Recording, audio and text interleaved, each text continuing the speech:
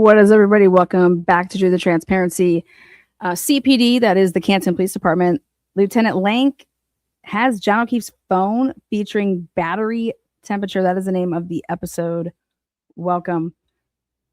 What you're looking at is a 19-page document that I created. And what I did is I went straight to the Commonwealth's case and took all of Ian Whiffin's slides. I put them in order based on chronological order on how he testified at the trial. We're going to focus in on a couple things. First, we'll focus in on reminding us that Dedham Street is when Waze was entered in, but I want to focus on one thing, which is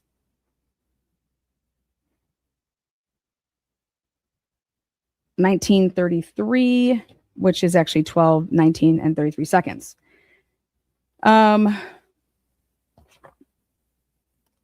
I also taken into consideration Trooper Proctor's report, just because he mentions all of these lovely text messages, but does so in a way to make it seem like Jennifer McCabe answered with 34 Fairview at 12:18, which that didn't happen that way. But we're going to scroll all the way down to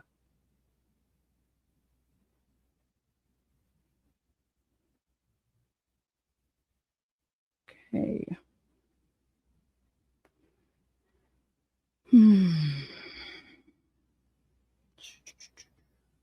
Okay.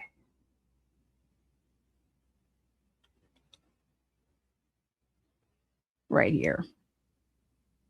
At 12:27 and 35 seconds to 12:38 and 15 seconds, the average accuracy between those two timestamps, 12:27 and 35 seconds to 12:38 a.m. and 15 seconds, the average accuracy is 1,400 meters. Okay. That is holy shit. Holy shit. Well, what would make that happen? Like what? 1,415 meters during that time frame. That's the average.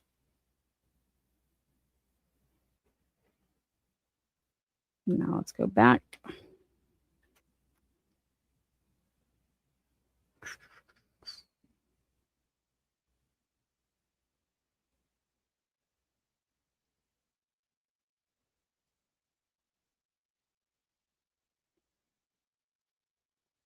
Right here.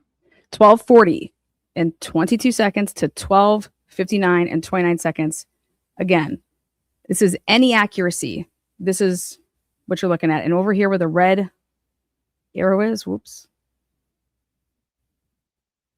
that's Fairview.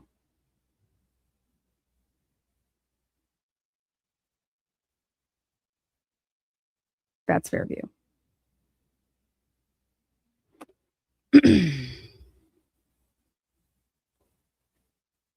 Okay.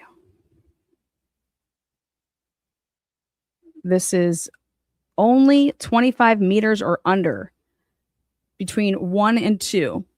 This means that there's stuff that's outside of this during from 1 to 2 o'clock in the morning, but it's just not mapped. And everybody should wonder why. Okay. Then between the time frame of 3 to 4 a.m., same thing. This is only the 25 meter or under points. So there's stuff that's outside of that. Again, only 10 meters or under between 12:25 a.m. and 6 a.m. and it stops.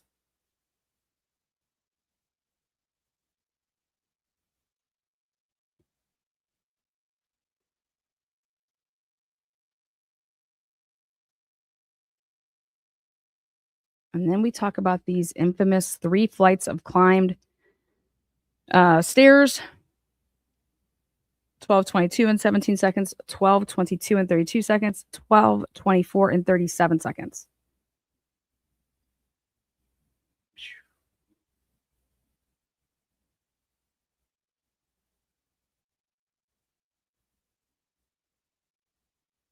Now, health records, this is straight from Ian Whiffin's report, health records activity upon completion. So right here, i.e., a flight climb is only detected when the altitude registers as having increased by 3 meters in combination with movement consistent with walking. Record usually made between 15 and 50 seconds after the altitude change occurred.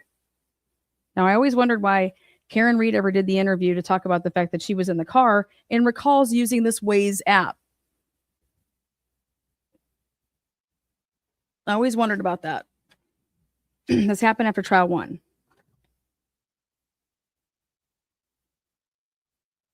Then this is to show that basing your 15 to 50 seconds after the altitude change occurs, because he's like, hey, you don't know when you're going to, like, your phone doesn't know when you're going to walk up, flight of stairs.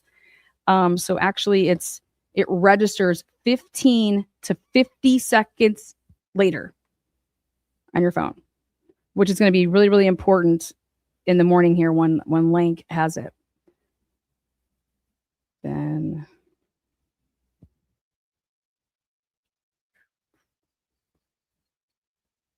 okay. Now, battery temp. Let's focus in at 12:13 a.m. Where's John? Where is John at 12:13 a.m.? What, leaving the waterfall bar? Leaving the waterfall bar. Right? Leaves the waterfall bar.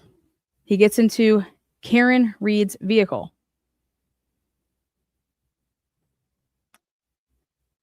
And you're going to see that 9 minutes is going to go by until the next reading, which is then 77 degrees. Well, Ian Whiffin testifies that at 12:22, John O'Keefe, this phone, is on Oakdale, 77. Then the next time that it registers is at 12:37. But a lot happens between 12:22 and 12:37. For example, the 12:29 call from Jennifer McCabe to John's phone that was answered. And he's able to testify that we know that it was a answered call because it was an incoming call and he answered it. Whereas if it was like an outgoing call, when you see the 44 seconds or the 36 seconds, that could have been ring time with leaving a voicemail, stuff like that. But an incoming call, we know that it was picked up and it was 7 seconds.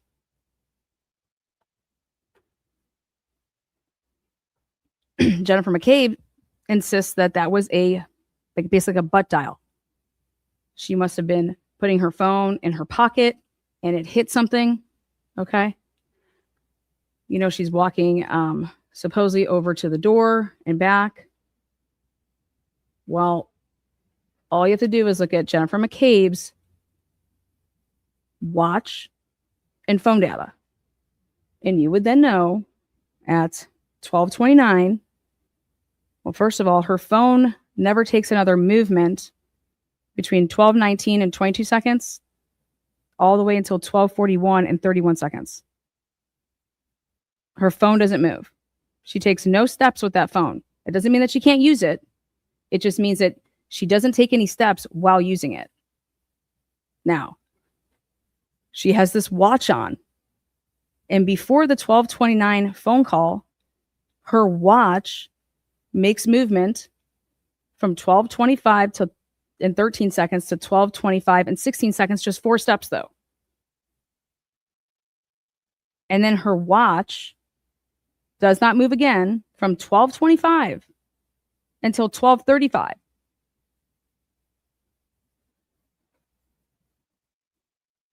So what that would mean is that Jennifer McCabe would have had to been by her phone beginning at 12:25 because she can't possibly walk over to it prior to 12:29 to make that phone call because she takes no steps.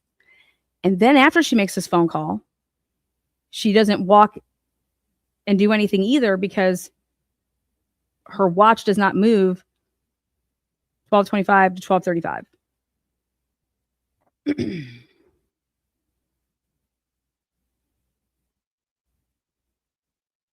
Now, let's see how accurate this is.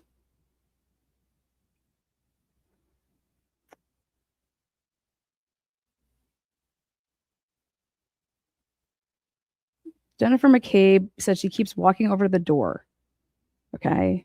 If she's walking over to the door, there would be steps. Now, I'm going to show you how accurate her shit is. We're going to look at, lo and behold, dash cam. Here is the cam cruisers. We're going to go with goods. Take a look.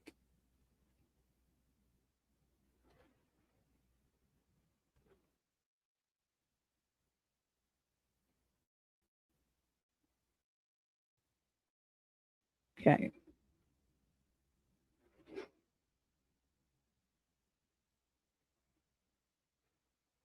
All right.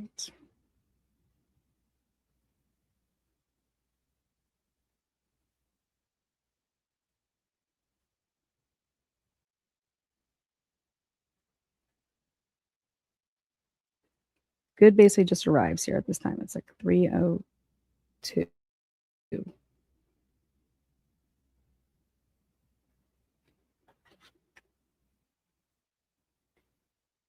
Look at Carrie Roberts. She's already like just brushing off the car, right? And this is basically 6:16. So there's Jen. Now at 6:16, I'm looking at the steps and watch. And so here I have Jen at 6:16, between 6:12 and 58 seconds to 6:17 and 50 seconds. Jen McCabe takes 63 steps with her watch. And during that time, so as you can see here, this is accurate, is that, do you see how Jen McCabe is outside of the vehicle? Her phone doesn't take any steps after 6:12 and 16 seconds until 6:19 and 7 seconds. So, and then are there any steps that Jennifer McCabe takes between 6:12 and 16 seconds, okay, to 6:19? And the answer to that is yes. With her watch only, from 6:12 and 58 seconds to 6:17 and 50 seconds, her watch, 63 steps. So what that would mean is right here, Jen McCabe is standing right here, in my opinion, based off of the data. If he is arriving at 6:16, Jennifer McCabe's phone is in Carrie Roberts's vehicle.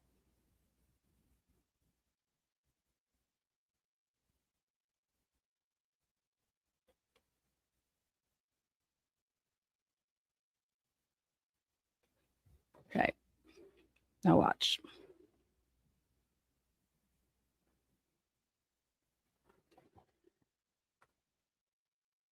Right there's Seraph. There's Good. And who's walking up is Mulvaney. I was paying attention to Carrie Roberts's steps, literally counting them using this camera, using Seraph's, using Mulvaney's, using all of them. Okay, do you see how Jen is just standing there? She's explaining whatever she's explaining, right? She's not moving, right?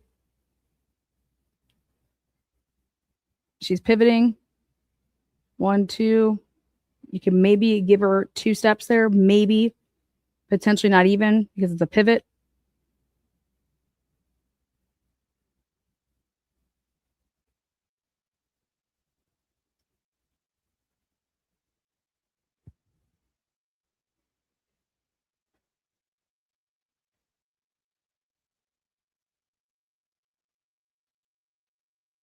You can still see her hand right there. Now, this is what ends up happening here.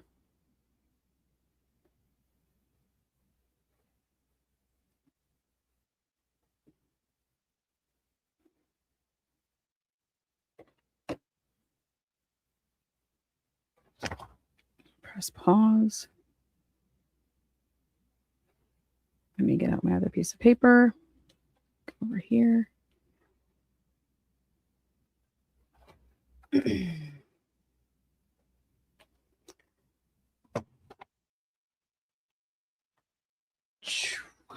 Okay.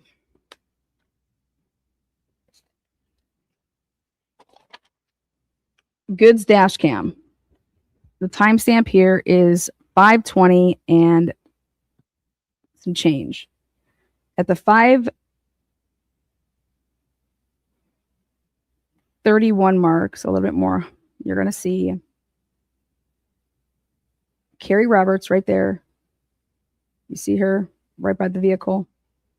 Okay, now pay attention. She was before she was like brushing everything off. Okay.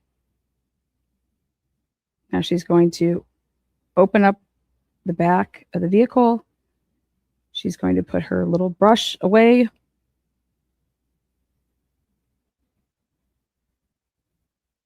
Okay. Now, did you guys see how Jen McCabe did not go over to that vehicle at all? Jen McCabe walked back. And if this dash cam actually had, which I don't understand why it doesn't have audio.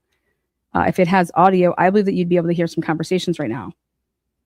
Because at the 6-minute mark here, it is equivalent to being 6:19.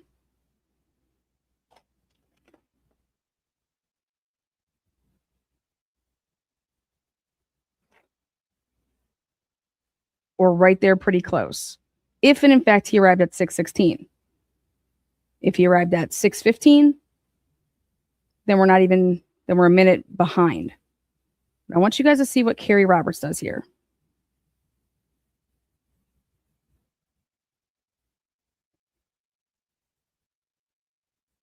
Jen right now, her watch does not make any more movements from 6:17 and 50 seconds to 6:26 and 20 seconds. So she is in a vehicle. Remember how they said that good was like they got in the back of my cruiser. I put Karen Reed in the back of the cruiser. Okay, here's Carrie Roberts. This is why Alan Jackson was pointing this out and asking her, do you see where you're at? Do you see the timestamp? Do you see where you're at? Do you see the timestamp? Because remember that whole Google search and that, hey, my client was asking you to go Googling this, and Carrie Roberts was like telling the grand jury that she heard that. As you can see, Carrie Roberts is over here by her vehicle on the phone. And now remember, if you go back and listen to Carrie Roberts' testimony, she talks about the fact that she had to take away Karen's phone at one point, and she was talking to like Aaron, and then she was talking to Karen's mom. And okay, well, Jen McCabe's phone is literally in Carrie Roberts' vehicle right now. Lana, how do you know that?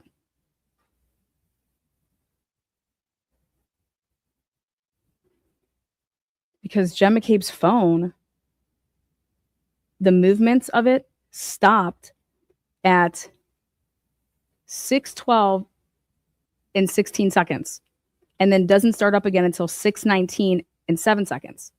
And during the time frame of 6:12 to 6:19, Jennifer McCabe is taking 63 steps without her phone from 6:12 and 58 seconds to 6:17 and 50 seconds. and her, because her, so right there, let's back it up. So at 8:11 here on this timestamp, 8:11, that would be equivalent to 6:21 and some change. If again, Good showed up here at 6:16, if he got here at like 6:15, all right, either way you slice and dice it, I'm going off of this timestamp being that he's arriving at 6:16.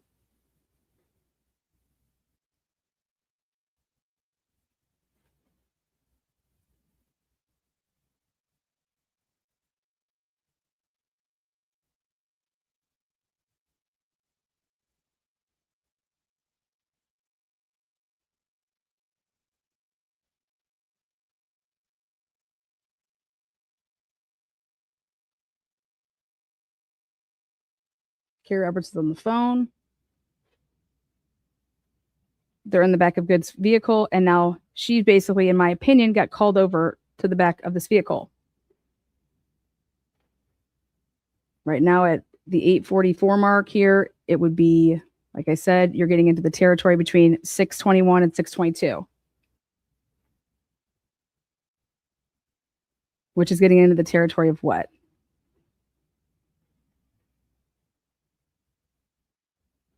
House long to die in the cold, being Googled.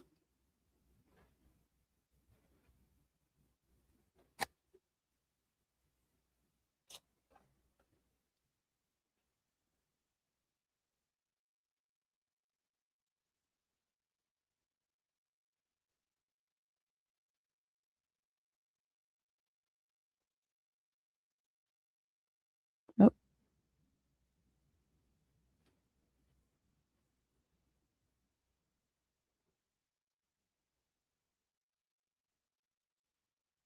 Now we're at the 11:21 mark, and that is 6:24 to 6:25. You go a minute either way. And this is when they are in the back of Good's vehicle.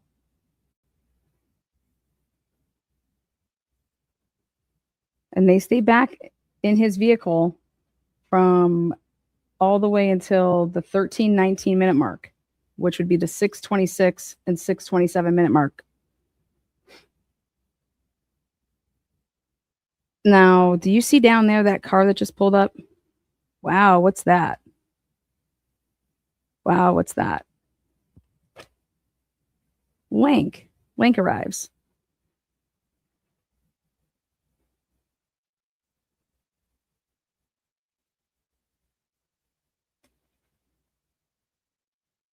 See how I got out of the vehicle?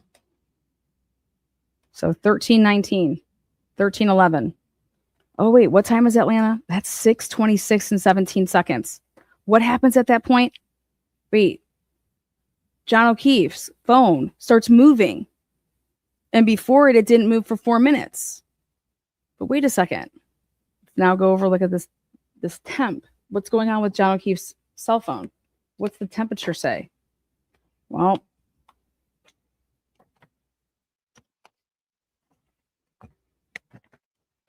it says that at 6:06, the temperature was 43 degrees. 43. Okay, so let's say that it was in a garage. 43 in a garage, in a bag. Okay.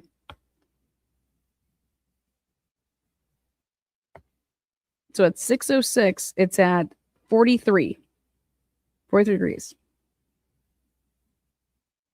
Then at 6:14, it's 37 degrees. Well, 6:14. Okay. Well, what time does Lank get up? Well, he said he got a phone call from Good at 6:08. Okay. Well, do I believe he was up before that? I do. Right? Because I'm just not sold on the fact that, wow, what are the odds that that Karen Reed would literally make two loops around Oakdale where Lank lived. John's asking, like, where are we going? Like, why would he ask that at 12:14 after getting in the vehicle when he'd literally just talked to her right before leaving Waterfall? Like, hey, where are we going? Like, it was like they didn't know where they were going. And so why would John be saying, where to? Where to? You just talked to her. I'll go to Lank's. And then they talk actually on the phone. Oh, wait, we're not. Hey, are you guys over here? It looks pretty dark. What's going on? Oh, yeah, no, we came over here to Brian's first. You know what? Just come over here.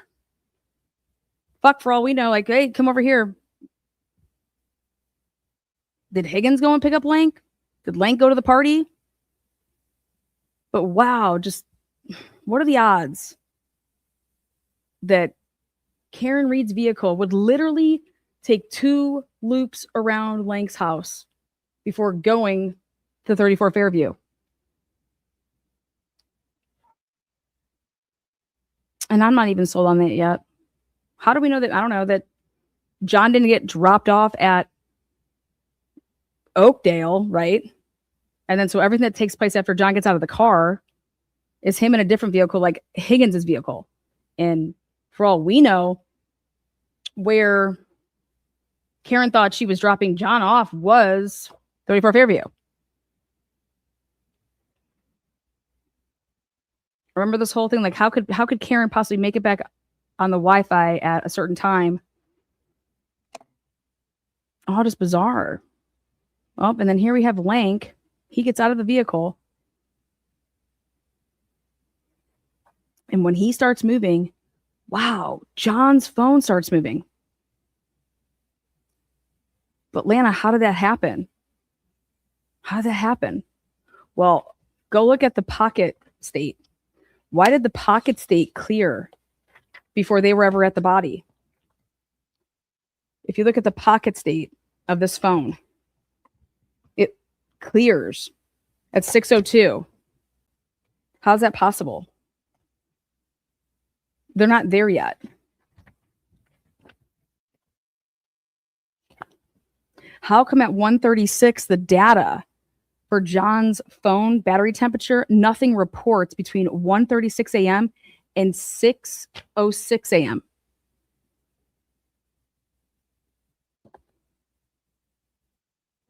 And then how does it go 5 degrees less? How does it go 5 degrees less in literally a matter of let's see. What? 6:06 to 6:13? It goes from being at 43 to being at 37.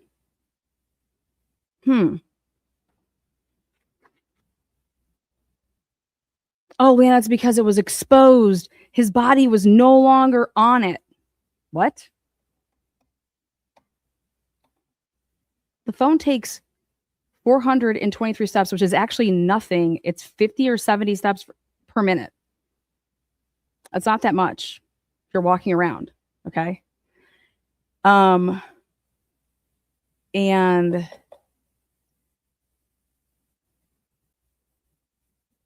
but then if you want to pay attention to Carrie Roberts when the vehicle arrives, Carrie Roberts does not take enough steps to physically have the phone to pass it off to Mulvaney, okay? And then boom, we have Lank then coming into the screen here. And it's like, oh my God. When he arrives, literally John's phone moved.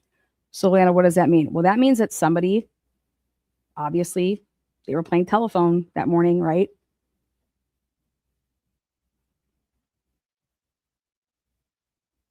Took it out of the Faraday bag that people think it was in, took it out of a car, started walking with it. No, Lana, the 432 steps, is it, what was it? Giving CPR. I've asked every single expert I know, and not a single one of them says that would ever do that.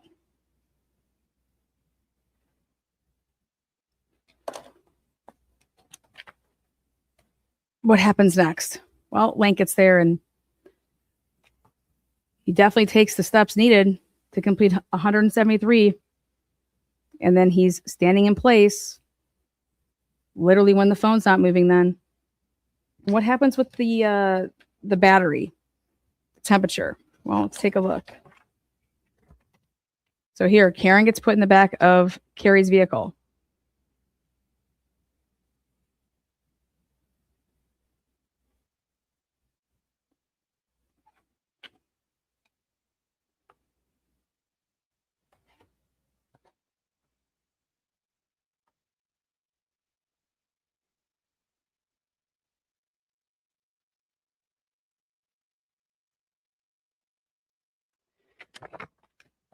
After 6:14, can't make this up, man.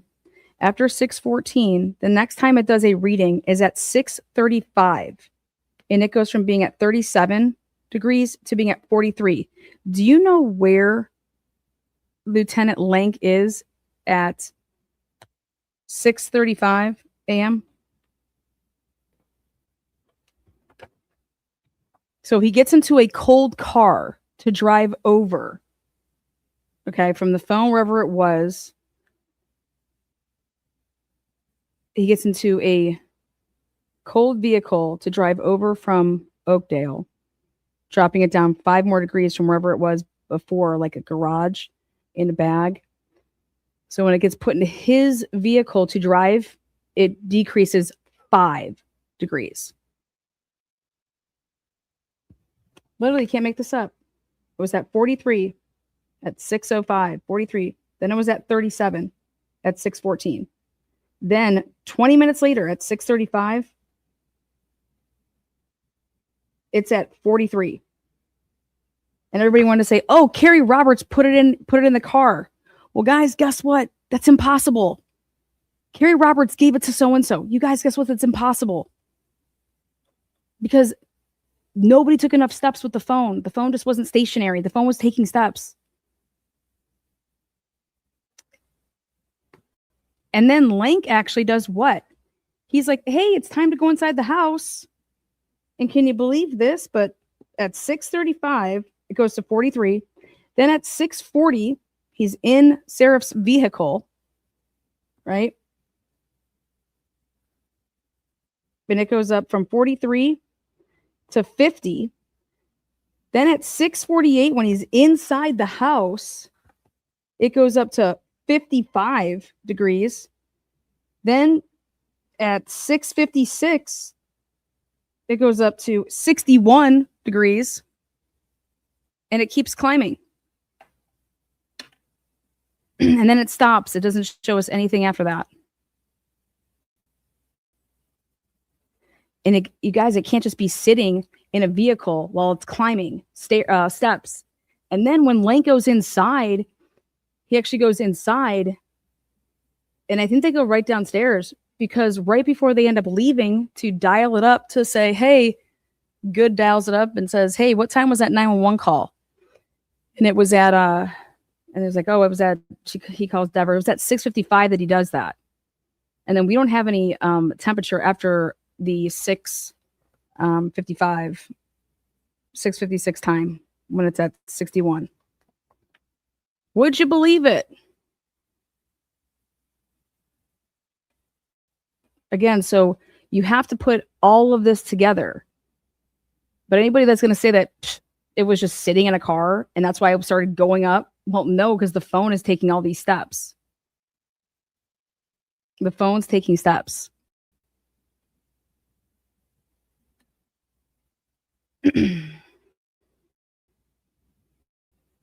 So the moment that the phone starts taking steps is at, it clears the pocket state at 6:02, and it starts taking steps at just right thereafter. And that's where it starts its 423 steps, which is then, in my opinion, it starts to, it's during that gap of 6:03, 6:04 to 6:11 that it gets to 423 steps.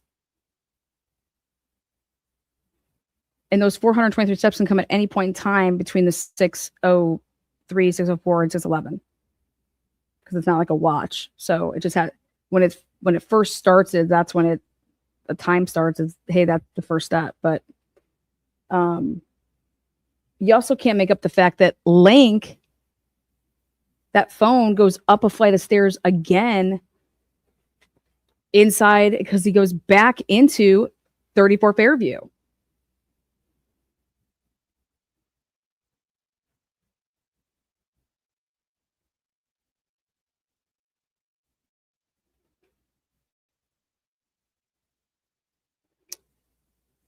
Let's talk about this passing off, whatever Carrie Roberts passed off. Remember, I told you guys, I was like, man, somebody other than Jennifer McCabe had her phone. Like, what the heck was going on? Well, I didn't have all the full dash cam. It does look like Carrie Roberts is passing something off, right? Well, remember, I told you guys that, I mean,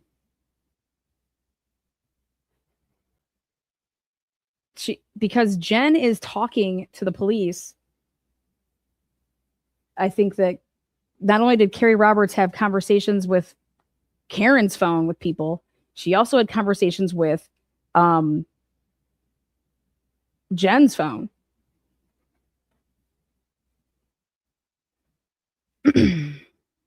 She had Jen's phone.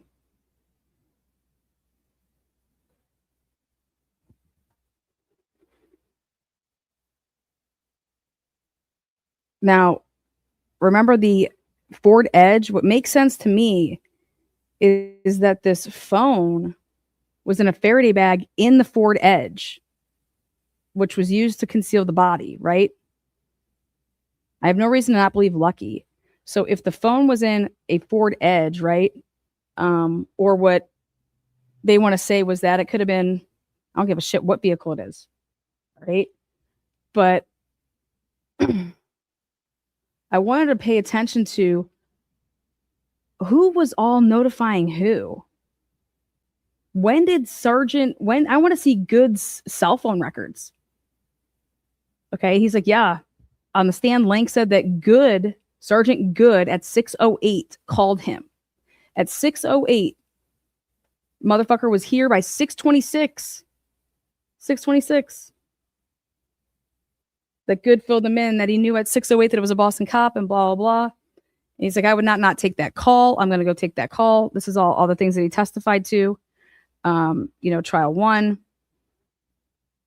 But then you hear this Paul Gallagher over the radio at 6:26.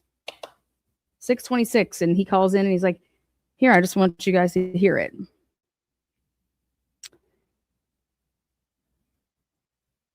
Oh, wait. When people want to say, when could Lank have gotten this phone? You guys, if it's in a Faraday bag, and I believe that something happened to the phone and with the phone by 1:36 a.m., Higgins goes to the Canton Police Department, comes back.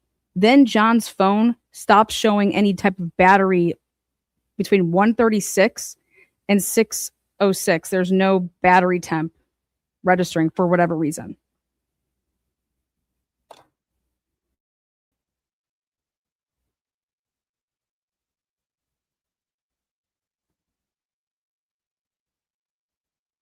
See how they're just standing there like that?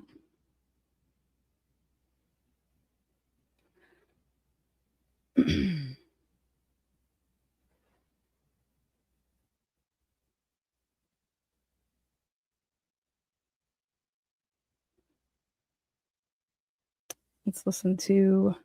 So when people want to talk about the temperature of the phone, it 1000% correlates to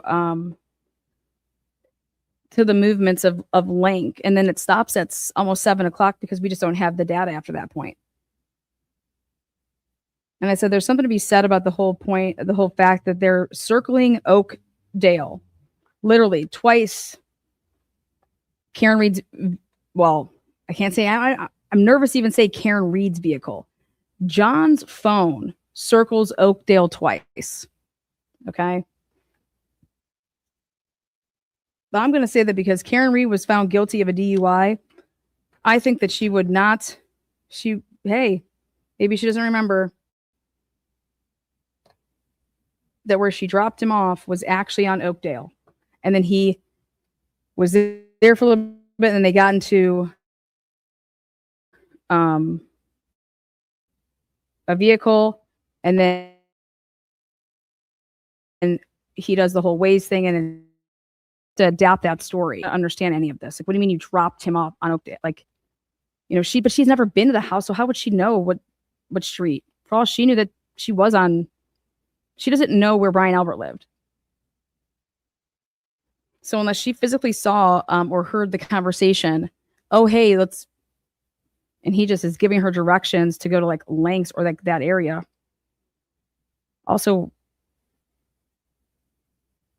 we got to throw then Higgins into the equation, right?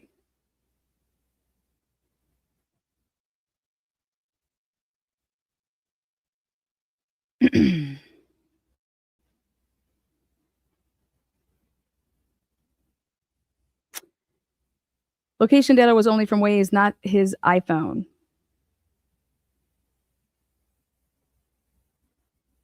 Yeah, no, it was definitely from his iPhone.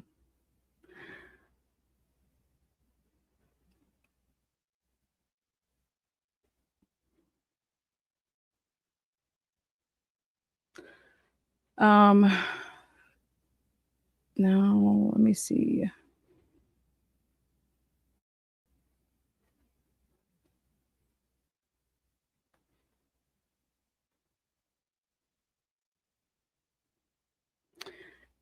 Alan Jackson makes it a point to point out to Lank, like, hey, what were you doing on the phone here? And he's like, yeah, I wasn't calling mass police yet because I hadn't talked to them yet. Yeah, so who were you on the phone with right here? Who was Lank? He walks out of, this is how he gets those steps in, by the way. He walks away.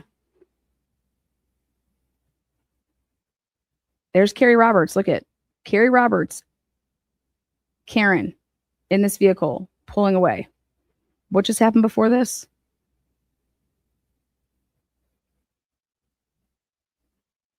Jen goes into the house.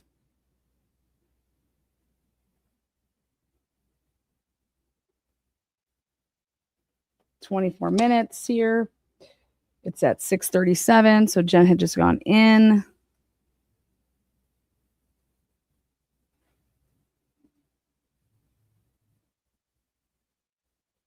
You know what else I said? I said, who got Carrie Roberts' number? How did Carrie Roberts come back to the scene to bring, so think about this. Ready? Here we go. Carrie Roberts is going to pull away, right? She's supposed to be taking, right here. I'm going to take Karen home, right? Okay. Who calls Carrie Roberts and says you need to come back to the scene? Who calls Carrie Roberts and tells her to come back to the scene?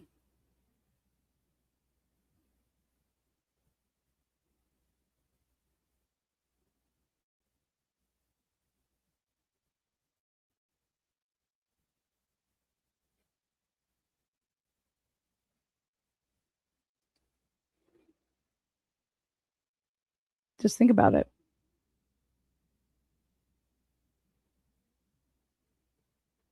So I was like thinking about that. I'm like, well, how did this all go down again? Because this is what happens is it's Bill Reed. Okay. So look at here's Lank doesn't get into the car yet. As soon as Lank gets into the car, I'm going to switch it to the radio so that you guys can hear what happens here, which is Carrie pulls away and Bill Reed calls into the Canton Police Department, talks to Dever. Okay. And then Dever reaches out and she's like, hey, do you guys have a party at the scene there named like Karen Reed? Blah, blah. And Good takes it. And he's like, okay,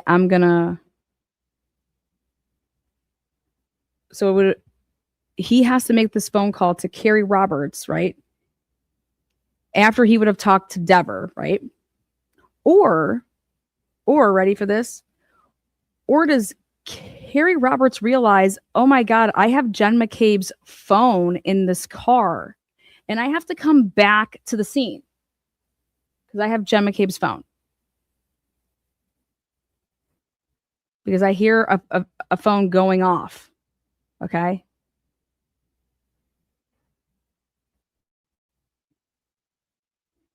All right. So I hear a phone going off. Holy shit, I have Jen's phone. I got to go back to the scene. Because remember, when Jennifer McCabe goes inside 34 Fairview here, her watch is the only thing that registers a flight of stairs. And I said, okay, well, what's Jen's phone doing? What's her, is it calling anybody? Is it, let's see. Oh.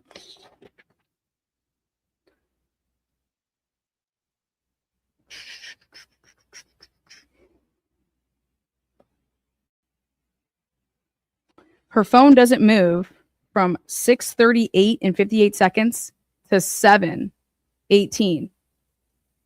Okay.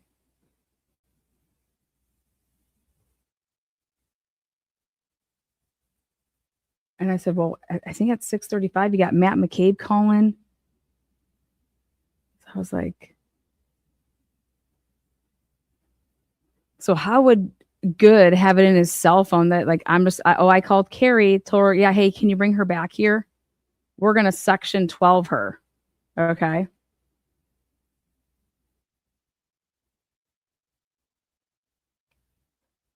Right there, lights go on, right?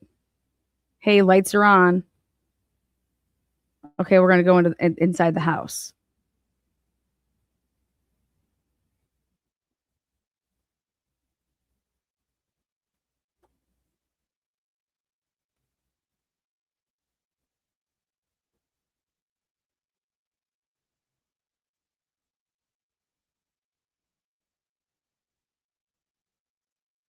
Ready? There they go.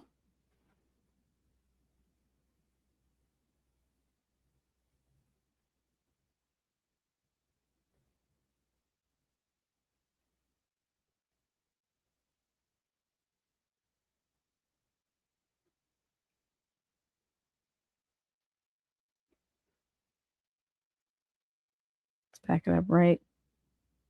Okay, there's, you see Good? See him?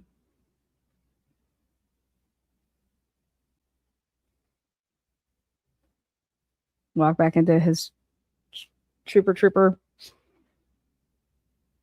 lengths of the back of the vehicle. Mulvaney just did like a twirl.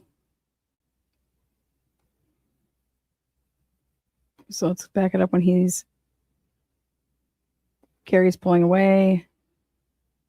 Well, she's about to.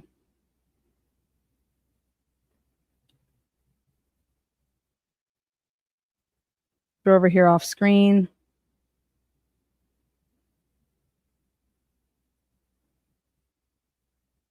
$624.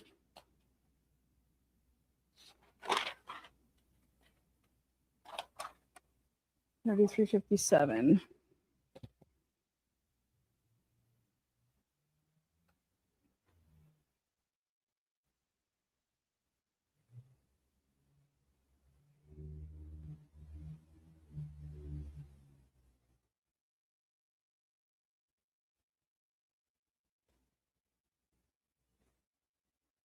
Oh wait, here. Here's Carrie come back.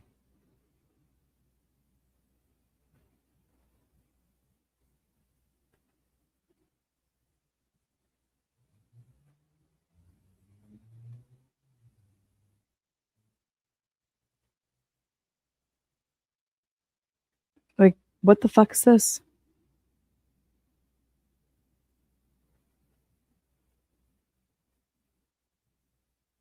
See when she arrives.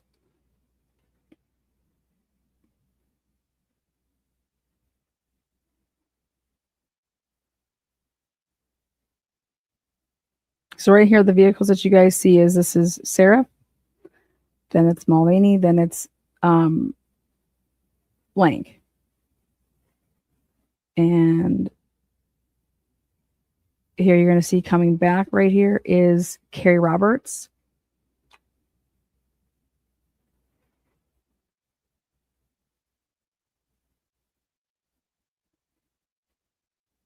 And so that would be 6:43.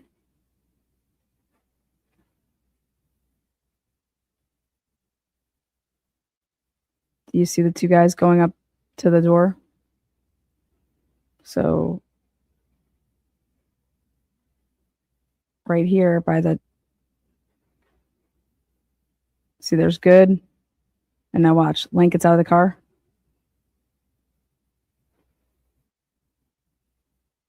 Okay, now hang tight.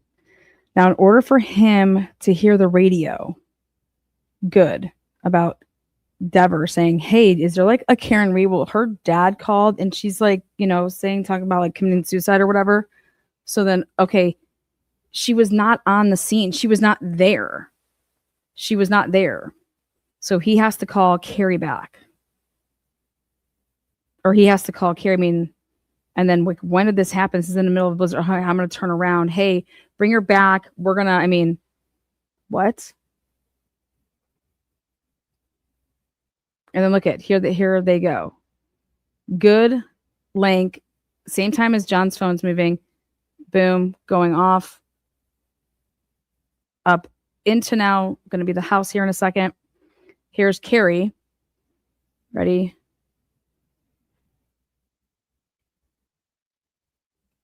Off to the left. There you see them. Two of them, and they're going to be boom. And then right after he gets into the house here,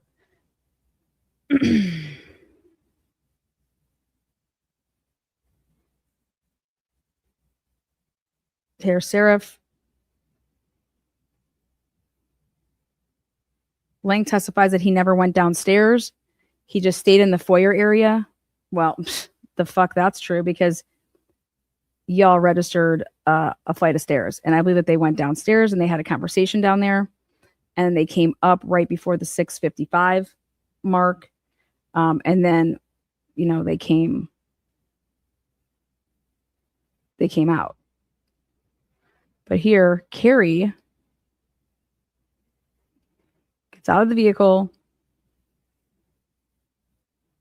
And what does she do?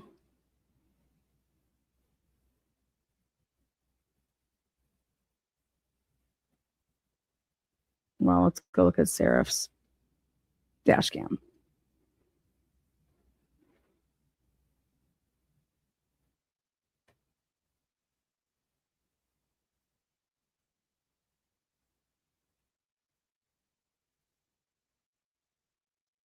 We're going to change out the video. I want to look at Seraph's, and I want to go with, whoopsies.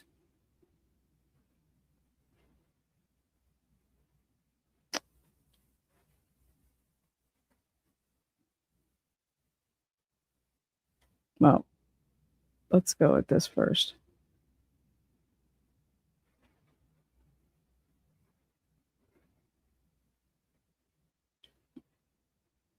Okay. 6:26 and 26 seconds. Tell me if you guys can hear this.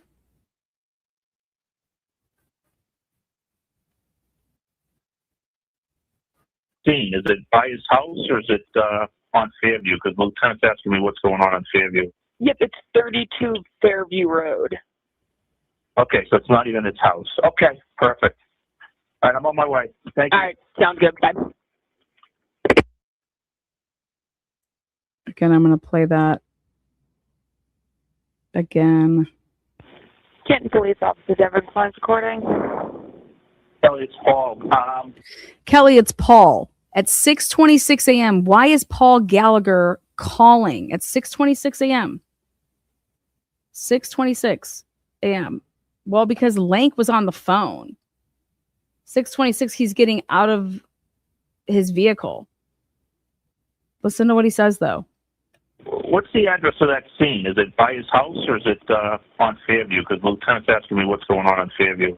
Yeah, perfect, right there. Lieutenant is asking me what's going on at Fairview.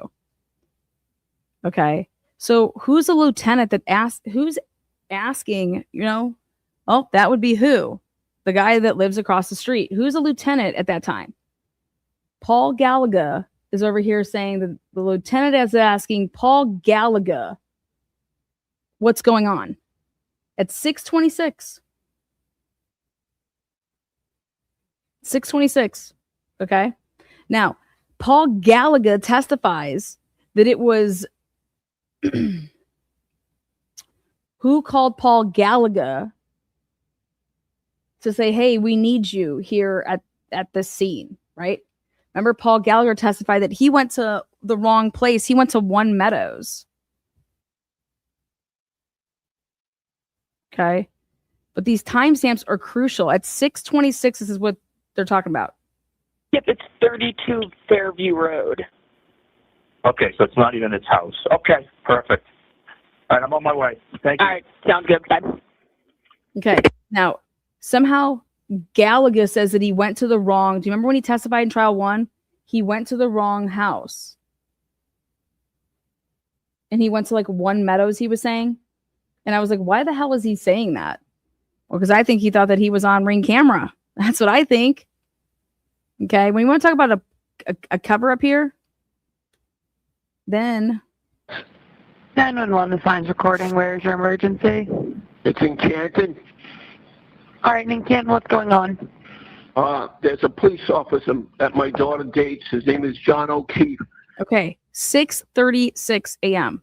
and 56 seconds. So basically 6:37. So when you put this on the timeline, okay, 6:37. Now watch what's going to have to happen here. After that call, then you have to go to 6:38 in 3 seconds. Canton control to Canton 682. 682. That's good. Picking up, he's 682. So Deborah hits him up and says, now this is what happens. Are you aware of a party on scene or the caller named Karen? Affirmative. I have her father on the line. She's been making suicidal comments. Do you know a location for her? Yeah, she's with a party. We'll be able to get a hold of her. Can you hear that? Received.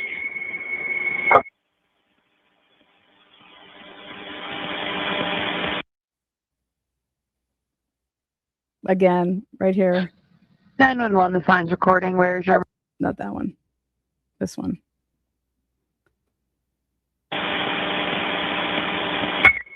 Canton control to Canton 682. 682. Are you aware of a party on scene or the caller named Karen? Affirmative. I have her father on the line. She's been making suicidal comments. Do you know a location for her? Yeah, she's with a party. We'll be able to get a hold of her.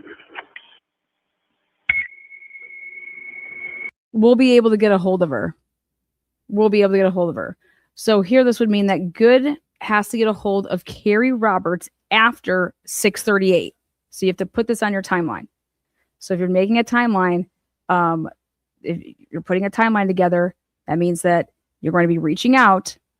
Good has to be reaching out at after 6:38. Now I want to go back to, we're going to come back to, well, let me just do the 6:40 and 46 second one really quick. And then we're going to go back to the dash cam.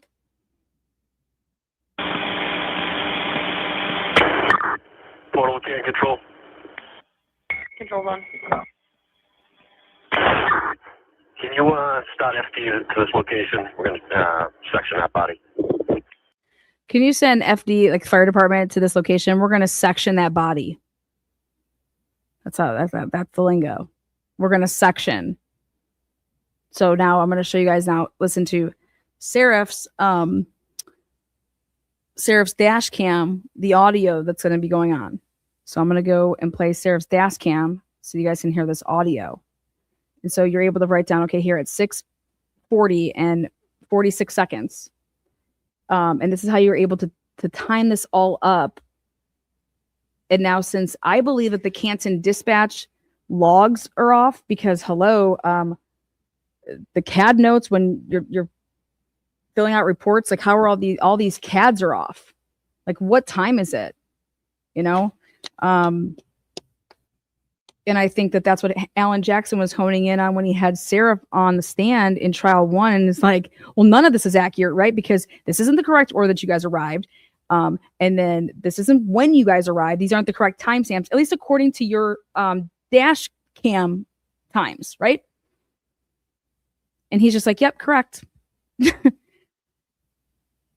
And all of it matters, though, for what I'm doing here is to see, like, hey, who has John's phone? Because you want to take all the data into consideration.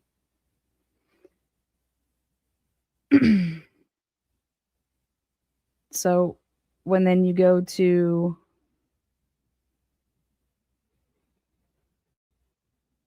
Canton PD audio, oh, not that. I'm sorry, Canton cruiser cams.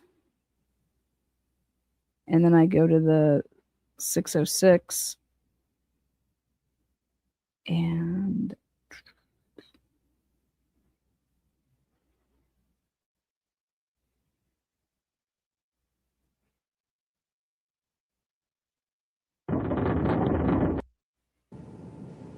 okay, so can you guys see that? Let me make sure it transferred over. Okay. This is the inside of Seraph's vehicle. You can hear the radio. So what I did is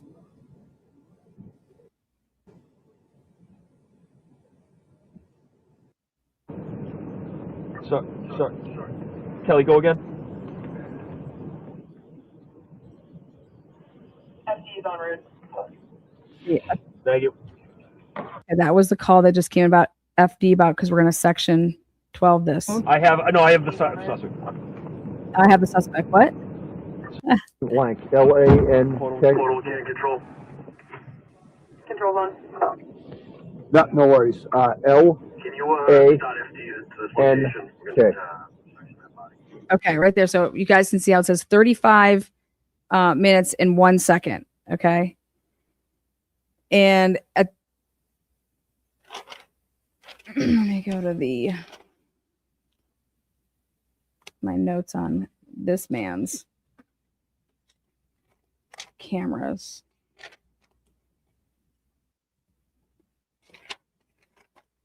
Let's see, 3501, 641. Okay, but now, what time do we say that call? We want to see right before. Yes, sir. Let's go here. Okay, hear this phone ringing in here?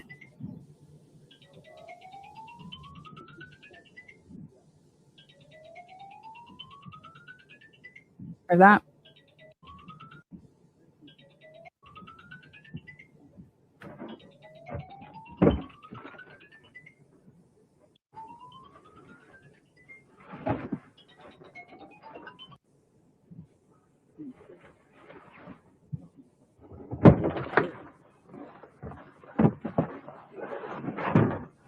Hi, Sergeant Lank with the Canton Police. How are you? Okay, so he's on his personal cell phone. And this is the timestamp of what Alan Jackson is referring to. Well, we know that this phone call is to the Massachusetts State Police. Good. So I'm just responding to a scene now. We have a Boston police officer that was just found in the snow here and does have some trauma to his head. Not sure if he's been in a fight or whatever. Our medics don't believe he's going to make it. I'm doing my best to try to preserve some sort of a scene down here, but it's fucking brutal, you know, with the weather. Yeah, I'm not sure if I mentioned that he's a Boston police officer also. I'm gonna section her so we know where she is. Yeah, Karen Gil. Okay. Okay, right there. I'm going to section her.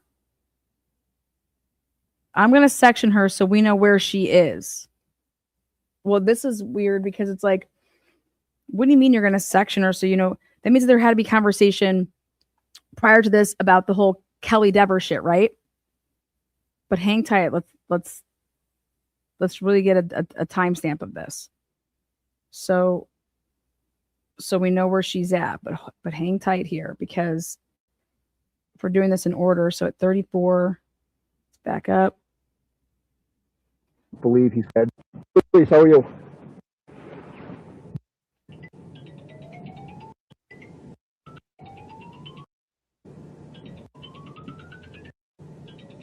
Someone's blowing up that phone.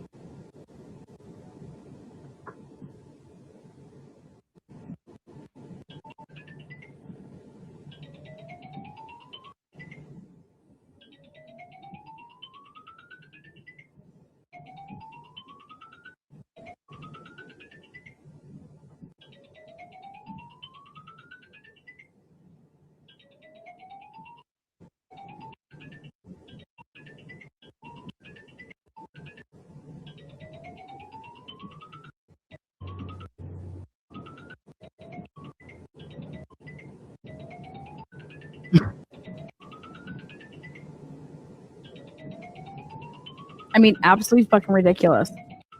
Who lets a phone ring that long? How does it ring that long? What is this? Is that Facebook? Like, what the fuck is that? Is that an alarm? Is that actually like an alarm?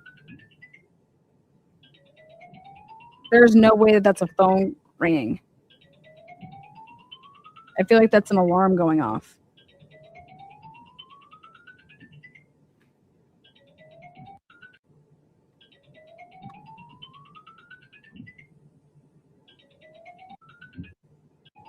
Two.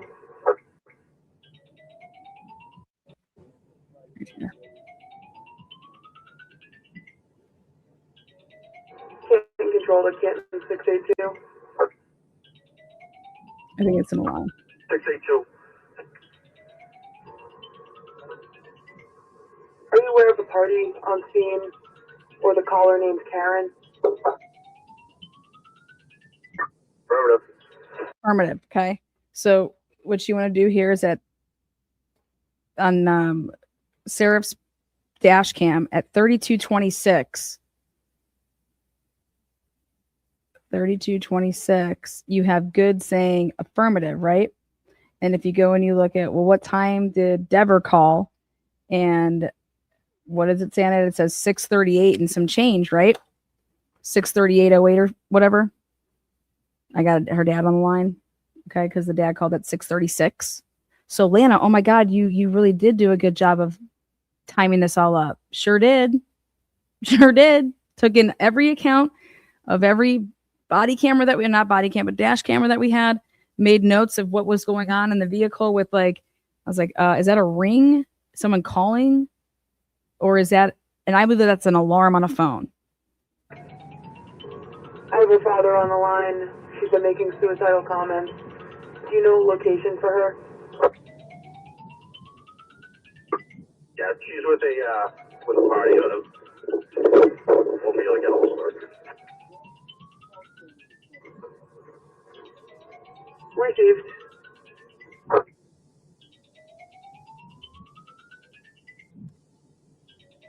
Okay, so now, how long does it take Carrie Roberts to literally get back to this scene? Because she left at what time? Okay, and how long? So she's been gone for what? 2.5 minutes? 3 minutes? I think she left at 6:36.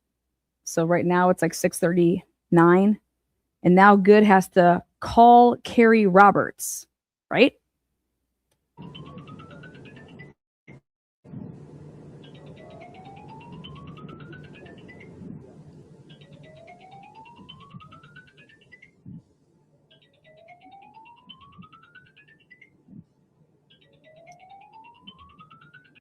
And then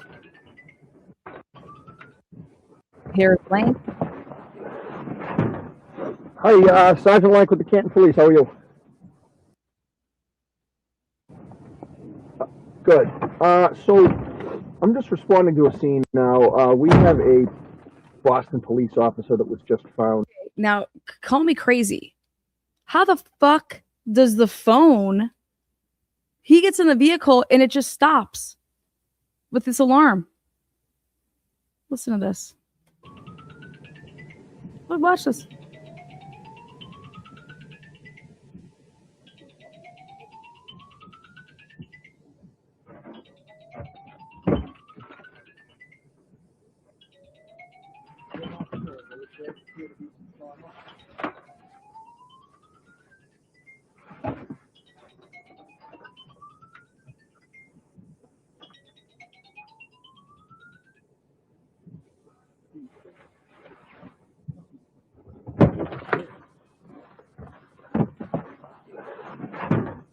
Hi, Sergeant Lank with the Canton Police. How are you? Good. So All right, I want to check it out. I want to know if I like on an iPhone, if your alarm is going off for X amount of minutes, will it automatically like silent? Like, will it stop being loud? Because this would be huge if you can go back and look at the knowledge database and you see which phone had an alarm that was going off at what I believe is 6:30 to 6:40. And what really, it just went off at 6:30, right? And then it basically got silenced because nobody touched it after 10 minutes. I'm just responding to a scene now. We have a Boston police officer that was just found in the snow here and does have some trauma to his head. Not sure if he's been in a fight or whatever. Our medics don't believe he's going to make it. I'm doing my best to try to preserve some sort of a scene down here, but it's fucking brutal, you know, with the weather. Yeah, I'm not sure if I mentioned that he's a Boston police officer also. I'm gonna section her so we know where she is. Yeah, Karen Gilbert. He calls her Karen Gilbert. What a fucking idiot. Karen motherfucking Gilbert, come on down. These guys, I mean, I would have played that for the purposes of to say that's how bad this Karen Gilbert.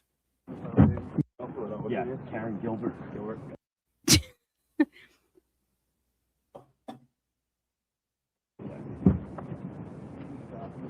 Yes, sir. Sergeant Lank, L-A-N-K. Total can control. Can't control. Control on. No worries. Can you A- start FD to this N- location? K. Okay. So right there, you hear that back, like, can you send the Canton, fire department here? We're going to section that body. Okay. Now, so remember what I told you guys about what I believed and why Carrie Robert actually came back to the scene? And it wasn't because she was called.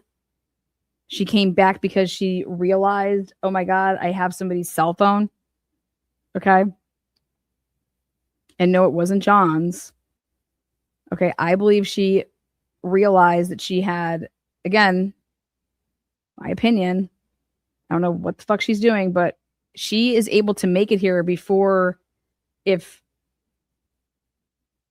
why wouldn't he be notifying the Canton Fire Department immediately that if you're going to section 12, so, hey, bring her back here because we're going to, how does Carrie Roberts get on scene so quickly? If she's, at that point, she would have had it would have taken at least 4 minutes because she already drove 4 minutes. How the fuck is she, unless she went somewhere super close and was just hanging out? I mean, I don't know what she's doing. But how does she get back? How does Carrie Roberts get back to the scene so quickly?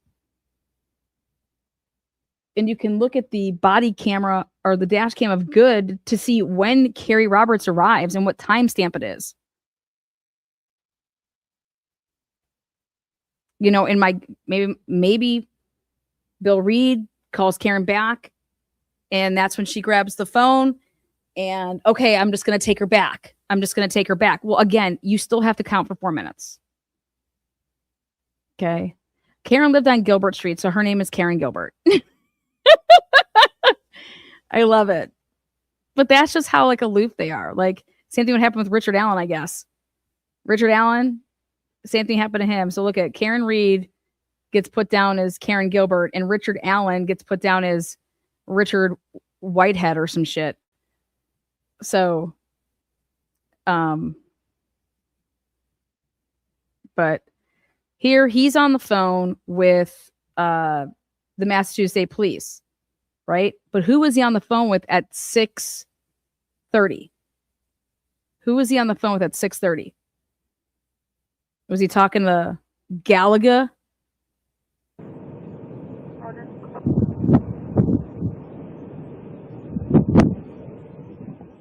34 Fairview, Fair, and that's here in Canton. And he testifies, Lank testifies that I was told that they're not responding out. And so this is when he would have been told that, you know, Massachusetts State Police isn't coming. Okay. Well, then I have a question. Why at 7:45? So check this out. So then we're going to go back over here to the audio. Okay. That was literally just minutes, like 7:41. Okay. 7:42. Now check this out with the audio. You go to the Canton PD audio and you go to 7:40 or 6:45 rather.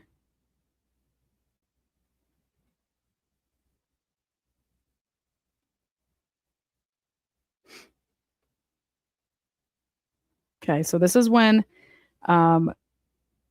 they go inside the house, and look at this at 6:55 and 7 seconds, which is 2 seconds as they're getting up from downstairs, coming up a flight of stairs, coming from the basement. This is when Good says, Control to 682 the control. Control's on. what time was that 911 call? Ready? Kelly, if you look on my station, you can see the first 911 call for 34 Fairview, time-wise.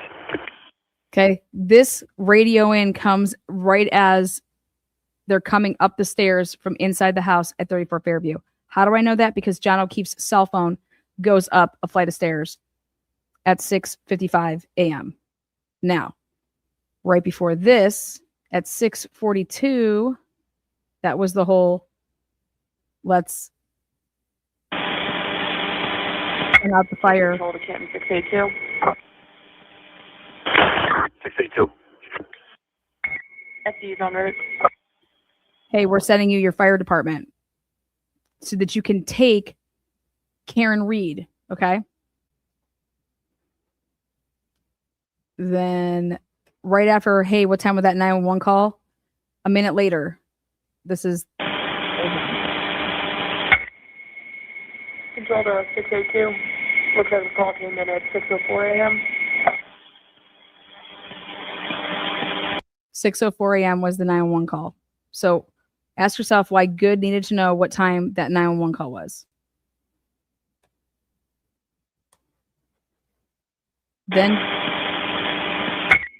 Control to 682. 682. Looks like the call came in at 6:04 a.m.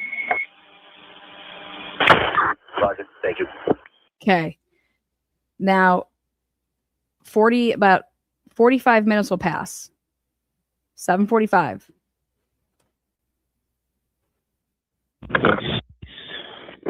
Mine. Yeah, picture it.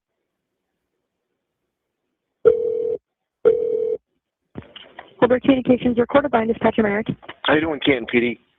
Hey, how are you? Good. I had a question. I was wondering if you guys could you tell me who was in the ambulance with that kid who they found on the snowbank? Okay. Or can you have one of the firefighters call here, maybe? One of the state police guys wants to talk to him. Right there. Why the fuck would one of the state police guys at 7:45 want to talk to the guy that was in the fire truck? They didn't. This is a lie. This is a lie. Who's asking? Because literally Lank testified that like, wait, what? One of the state guys wants to talk to somebody that was in the fire truck. But I thought that the staties weren't responding, right? But like who they transported, you mean? Yeah, they wanted to see what his injuries were firsthand. So it's whoever was in the back of the ambulance with the kid. From 20, what was it, 32 Fairview? 32 Fairview. Gotcha. Hang on one second. Let me just look at that.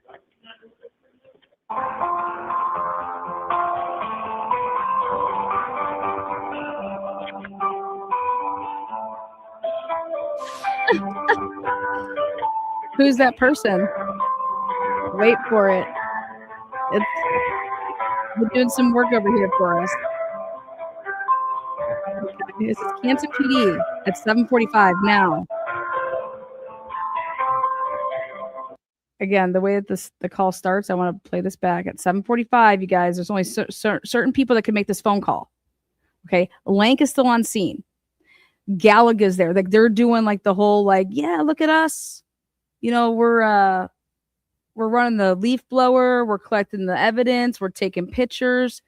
Okay, at 7:45 here. Who makes this phone call from Canton Police Department, right? It's mine. Yeah, picture it.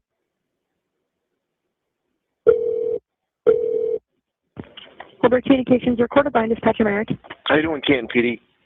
Hey, how are you? Good. I had a question. I was wondering if you guys could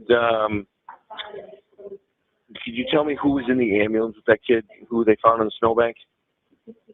Hey, how you guys doing, Canton PD? Hey, Canton PD. What? Okay. Or can you have one of the firefighters call here, maybe? One of the state police guys wants to talk to him. But like who they transported, you mean? Yeah, they wanted to see what his injuries were firsthand. So it's whoever was in the back of the ambulance with the kid. From 20, what was it, 32 Fairview? 32 Fairview. Gotcha. Hang on one second. Let me just look at that.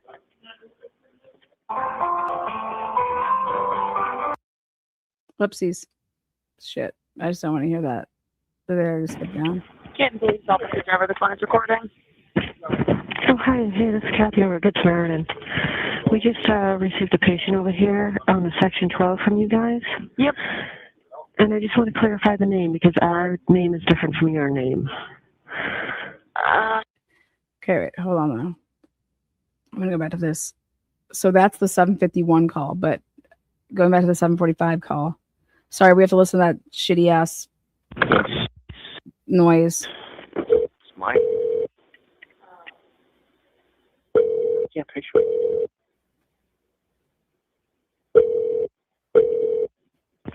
Corporate Communications recorded by Dispatcher Merrick. How you doing, Canton PD? Hey, how are you? Good. I had a question. I was wondering if you guys could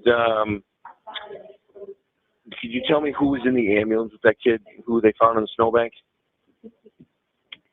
Okay. Or can you have one of the firefighters call here, maybe? One of the state police guys wants to talk to him. But like who they transported, you mean? Yeah, they wanted to see what his injuries were. See, when you're saying one of the state police guys want to talk to him, it almost sounds like the person that's calling isn't a state police guy. But, you know, I could be wrong. Maybe that's just how they talk. And, hey, one of the state, you know, hey, it's So could first be. hand. So it's whoever was in the back of the ambulance with the kid. From Yeah, hang 20, what was it, 32 Fairview? 32 Fairview. Gotcha. Hang on 1 second. Let me just look at that.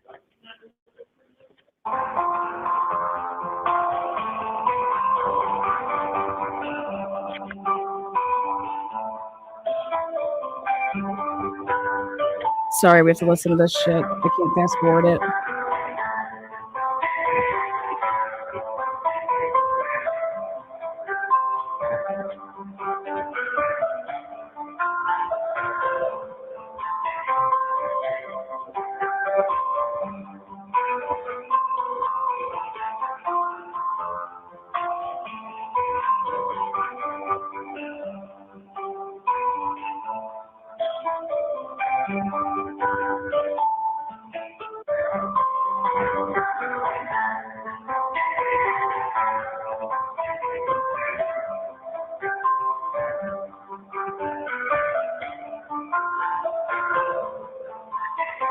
What's that? Could you just ask me to try to find out who's in the back of the ambulance with him? Hear that? Hear that? Yeah, it's just homework. They're talking to whoever made the run. So it just needs to know who's in the back of the ambulance. We don't have any information for who he is, but I can give you the headquarters numbers for the station if you want to call them there. Okay. You might have that. Are you ready for it? Yep. It's 781. Yep. 575. Yep. 6654. All right, appreciate it. Yeah, no problem. Bye.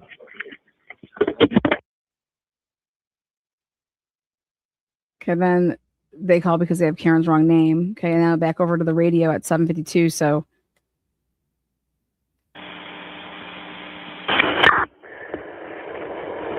682 to control.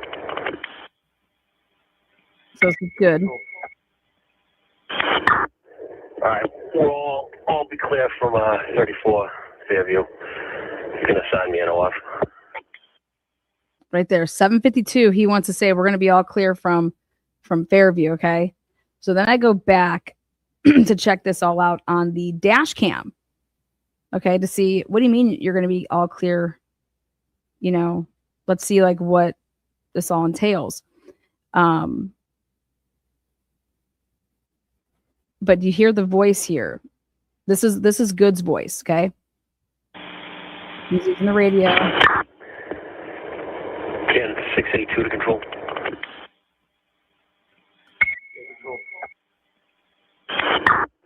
All right, we'll all be clear from 34 Fairview. You can assign me an OF.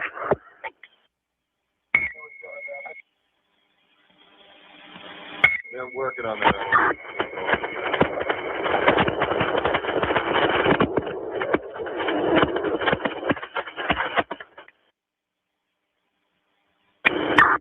Roger that.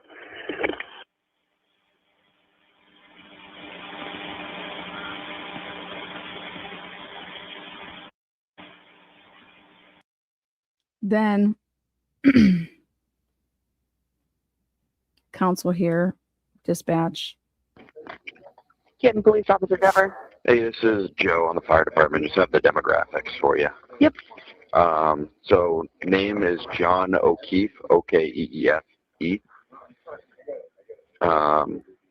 And address is One Meadows in Canton. All right, perfect. Thank you. Yep, no problem. Have a good one. You too. Bye.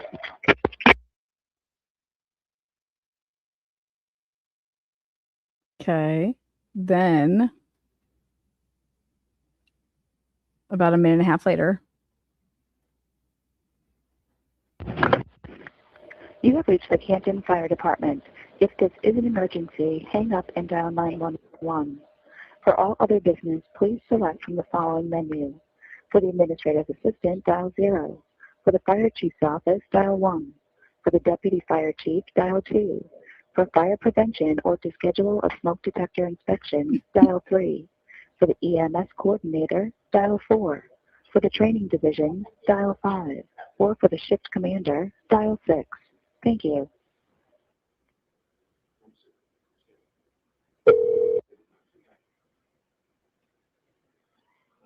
Canton Fire.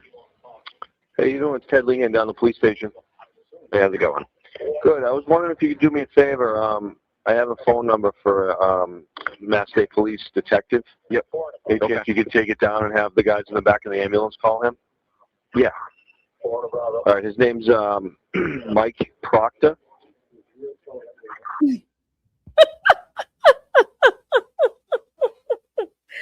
Ooh, baby, you know why they want to talk to them so fucking fast?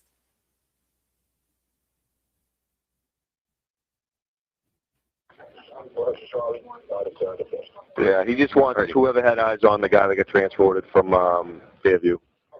Okay. Yeah, All right. I'll let them know once I get back. All right, thanks, bud. Yep. Have a good one. Ooh, wait, what? What time was that at? I mean, we got to talk to this fire people, right? We want to know who had eyes on them. Well, then 8:23 a.m. 682 to control, be out on Meadows. Okay, this is when they go out to Meadows, and it's like no one's here. They did like this wellness check to go, like as they said, oh, send somebody over to John's house because the kids are there. Roger. And I always told you guys it was like, no, they sent somebody there to use, and I'm going to show you why I believe this. Now, you can call me a conspiracy theorist or you can call me smart. I don't care. Ready? If you go and you look at none other than Goods dash cam, you go over here and you hit the 612, click it, and then you click stream O, click it. And then you go to, now Good moved his car a bunch of different times, okay? And I was able to find, Matt McCabe doing what he does. But then I'm going to show you what happens here is, now he moves, and this is Lank's vehicle right here, okay? See? Lanky Lank, okay? But what happens here, you see how, wait, do you see this?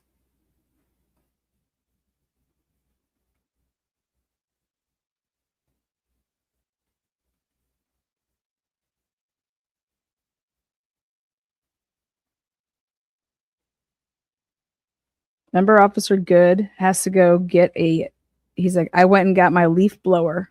Remember all that shit? All right. Look at that view. So here.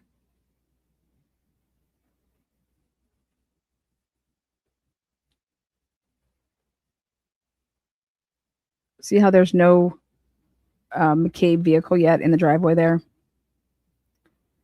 I think I have Julie. I was able to find her. Anyways, and you can see there's Matt McCabe's vehicle now in the driveway. Okay. Well,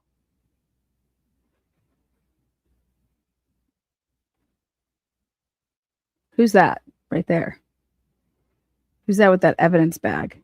See that? Take a look. Ready? Do. See that?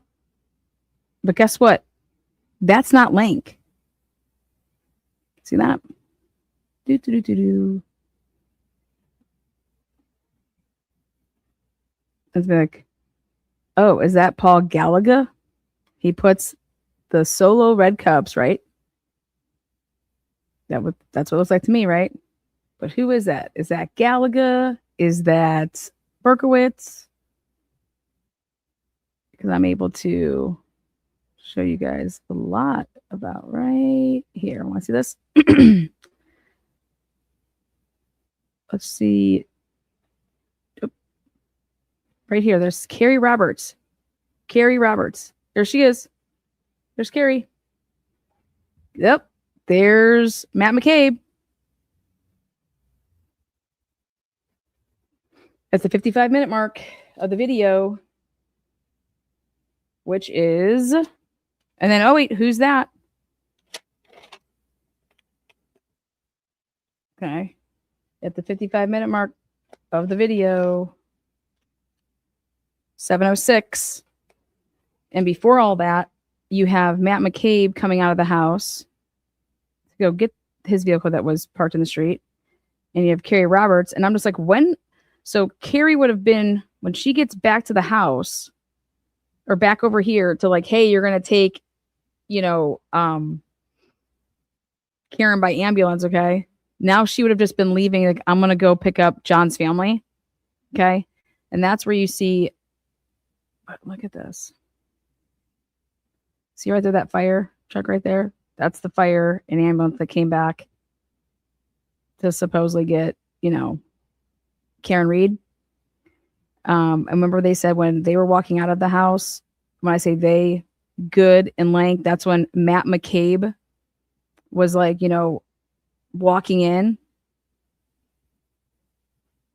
So I was able to find this when they were coming out. Because here, there's Carrie, there's Matt.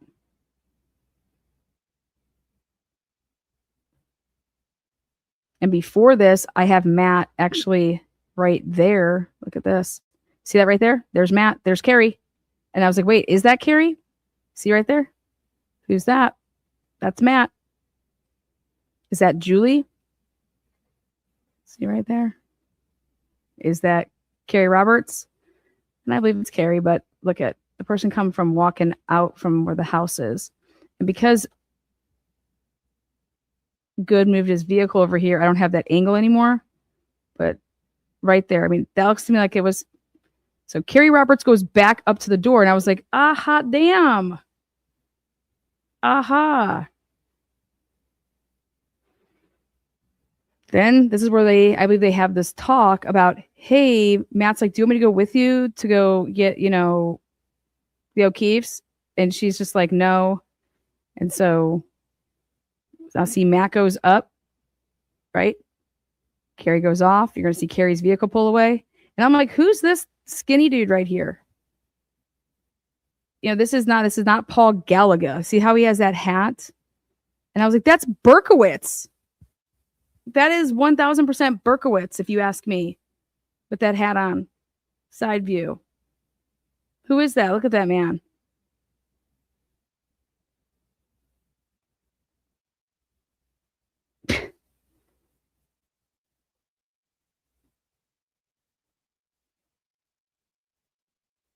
Everybody was there. Right there. Who's that? Who is that? Okay. Then here's Mulvaney right there. Right? Yep. And then you're going to see there's Matt. Or is that one Carrie? See? Running. And then she gets in the vehicle. She drives off, and then that one that might be Matt. They have a conversation of some sort.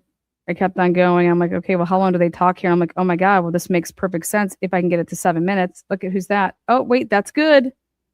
Good's coming back from being in the house. So we're at like 6, where are we at here?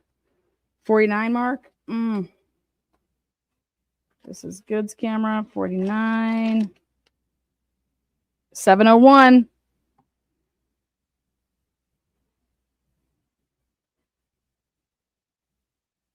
There he is. And then you're going to see Lank. And if you look at Seraph's video, it's all you can see even more.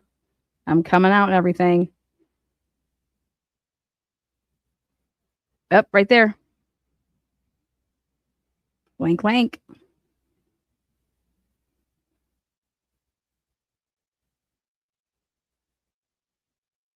But look at where he goes. Where'd he go?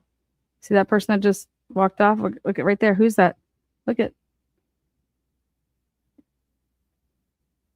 No.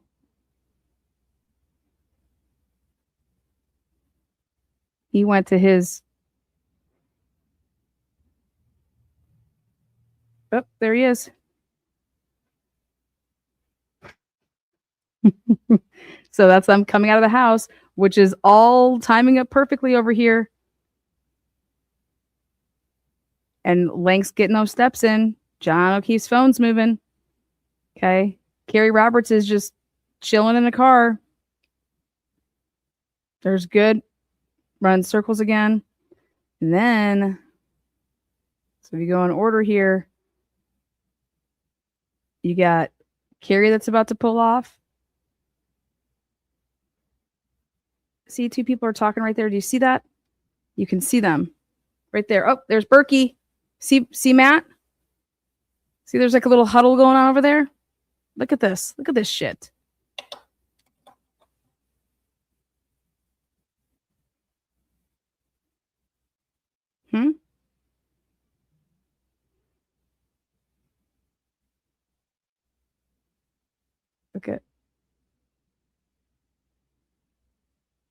Look at this.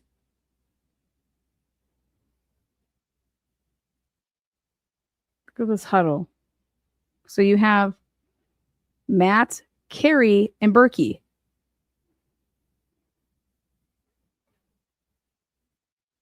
And then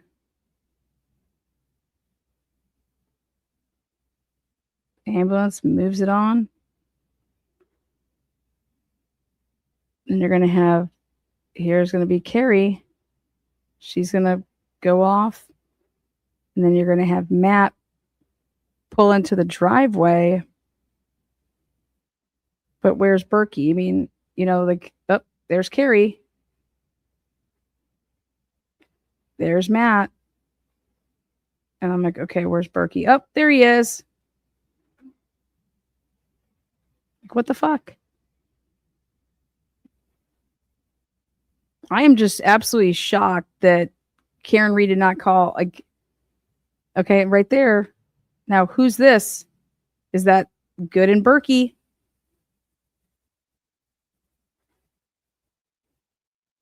Who is this?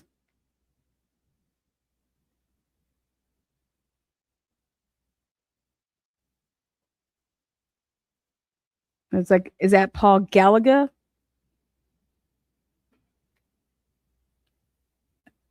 That may be Paul Gallagher.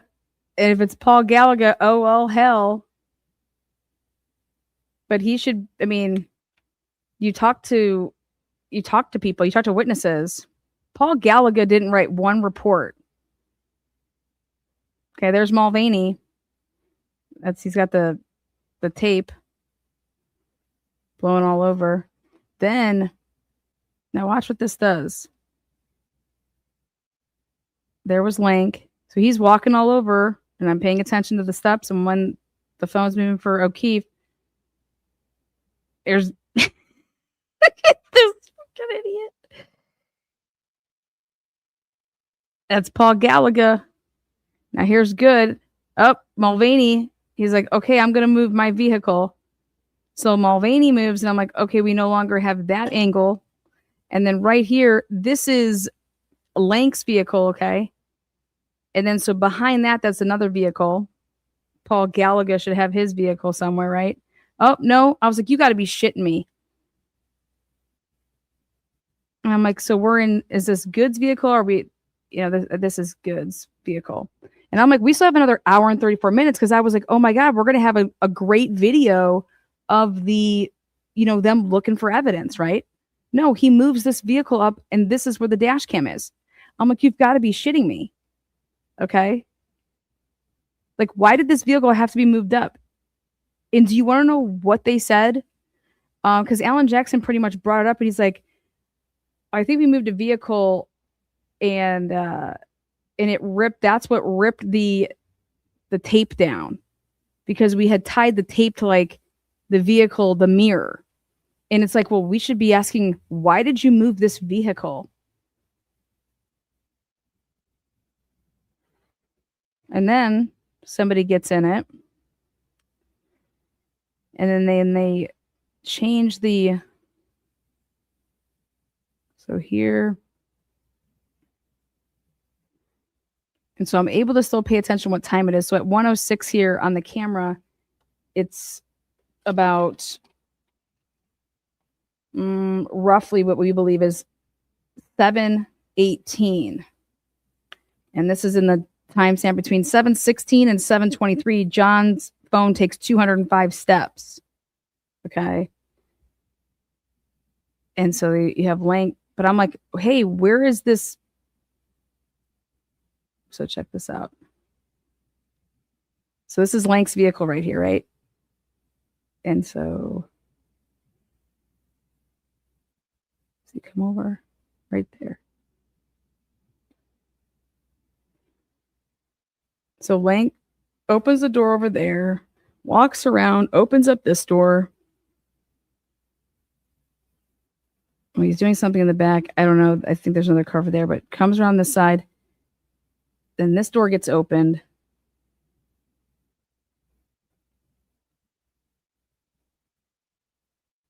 Again, this is Lank. Okay. Then watch this. Oh God, here we go. Watch what happens here. So somebody gets in this vehicle. Look at, here we go. And I'm like, oh my God, he's gonna go get the leaf blower, you know? So I'm able to get a nice little, I'm gonna stop it right on the money here. There's your 3-point turn. Okay, ready? Boom. Now, look at this. Do they have the leaf blower in their hand? Backing up. Remember how Good, so Good gets on and so right now it's still only like 7, what is it? So it's 1:11. It's like 7:23, okay? But here he's going to turn the vehicle around and I'm like, oh my God, we're going on a field trip. Where are we going? Okay, like Good was the one that was part of this whole process of the gathering the evidence. And I'm like, oh, maybe he's going to put the camera. Nope. But I'm like, okay, well, where are we going? Like, what's going on? Right there, that's Seraph's vehicle right there, Seraph. And I'm like, wait, who's this? So Mulvaney moved his vehicle so that it would be like this way? Wait, it gets better. All of a sudden, we're going on a field trip. And then boom, look at that. But watch this. What the fuck? Do you guys see we're going one way and now we're coming back the other way? What is this? Look at this altered shit. Here, leave it like. And now are they just going to say, well, we redacted it for FOIA because you don't need to go to Goods and see his house. Okay, so we redacted it. I said, that better be what happened, okay? But normally what happens is like you're going to just black out that entire time because what I'm trying to gather here is what time is it now? Because this doesn't like miss a beat of now. So I was like, are you got to be kidding me? So right here at 1:11 and 40 seconds, I have to then put an asterisk and try to now figure out what time of the day it now is with this timestamp. Okay. I'm like, you got to be fucking kidding me. And so here, when this arrival back, now take a look. That vehicle right there, that like Tahoe looking, back it up right here. Right. See that? That's like a 4Runner or some shit. Well, whose vehicle is that? That would be Paul Gallagher's, right? Where is it though when this vehicle leaves? Was Paul's behind? So think about this. Paul's vehicle was behind Lank's? Or do we need to run the track back? But look at, so Mulvaney would have left because there's only one vehicle here. So you would have had, is it Mulvaney's or is it Seraph's, right? And then you can see that, oh, Lank's still there. And Jen McCabe's, you know, Matt McCabe bringing that vehicle over, right? So then up, Lank was waiting, and I was like, okay, now I can, let's see what happened. So then I go and look at right there. You see how Lank got out of the vehicle? So then I take John O'Keefe's freaking cell phone data, and I'm like, what is going on with John's phone? Like, when does it stop? When does it start? So I'm able to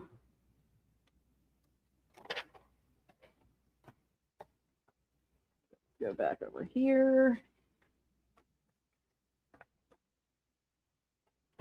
Oh, fuck that. Let me pull up this one.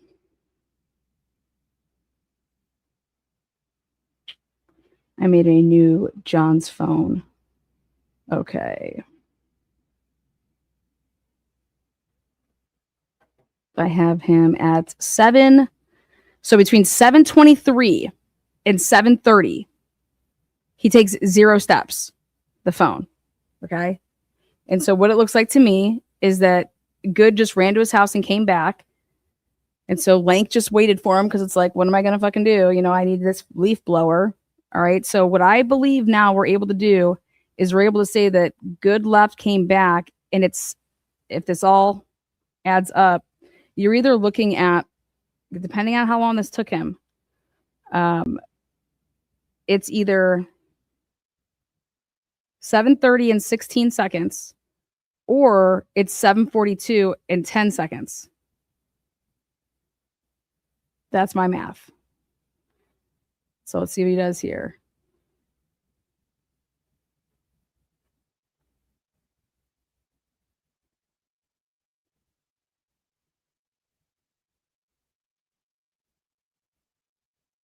And the first at 7, the first, oh wait, right there. Who's that?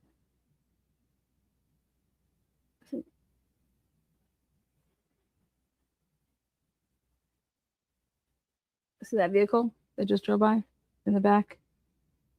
God, how many plows? They're just plowing away over there. So I did surveillance on this, and I'm able to go all the way now to, you don't see anything until, wait, right there. Right there. Good old Gallagher. See how he's got, that's your solo cups. I'll fill you up. Proceed. There it is. No motherfucking gloves. No. Let's just go ahead and put those solo cups in that. Yeah.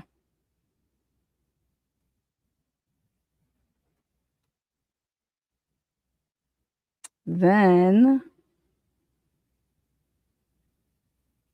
oh, we're about to get to this next. Oh, here.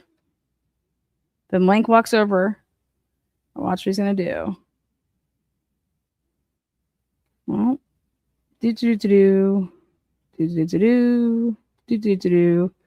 Paul Gallagher, Good. Okay. Oh, what do you got there, Good?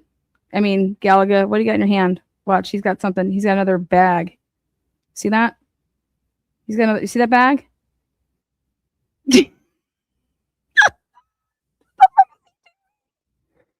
It's just open.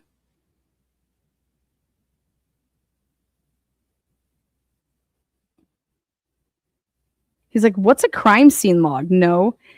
What is this? What is this? And then who's big old Escalade just coming on through? See that? Look at, here we go. Beep, beep. Who's got that white Escalade? Tahoe.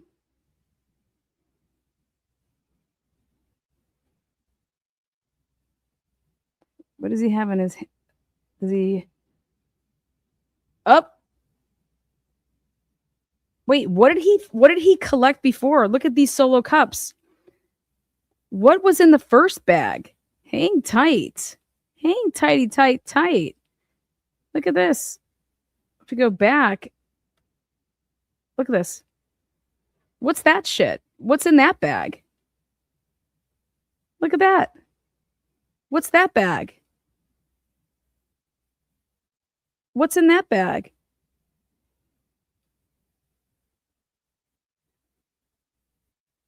You guys see that? I only remember seeing. Is that one the pieces? Like what was in that one? The first bag is breakfast. You know what's in the first bag? Okay, now let's see. Broken glass. We'll see. A bag of taillight. Yeah, they wish. A bag of dicks. So we know that now just pay attention to this. So he doesn't have the solo cups yet. Here, when he comes back the second time, look at now you have Galaga. He's just like, well, those actually could have the solo. I mean, we don't know because they're just idiots, but he's got the solo cups here in his hand now, and it looks like he's like, all right, let's go and do. Look at this. Fools. Let's go plant some more. This is where your cover up was. This is, dude, they moved the vehicles out of the way.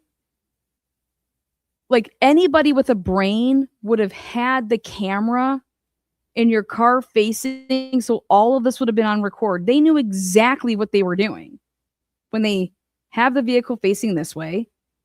Okay. Like, this isn't by accident.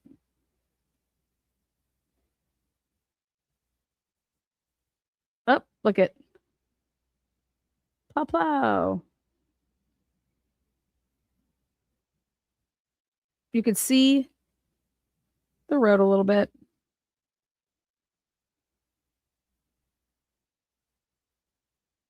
Oh, back over to his car. Oh, Lank, what you doing? What did you bring over? Oh my God, he's got another bag. Look it.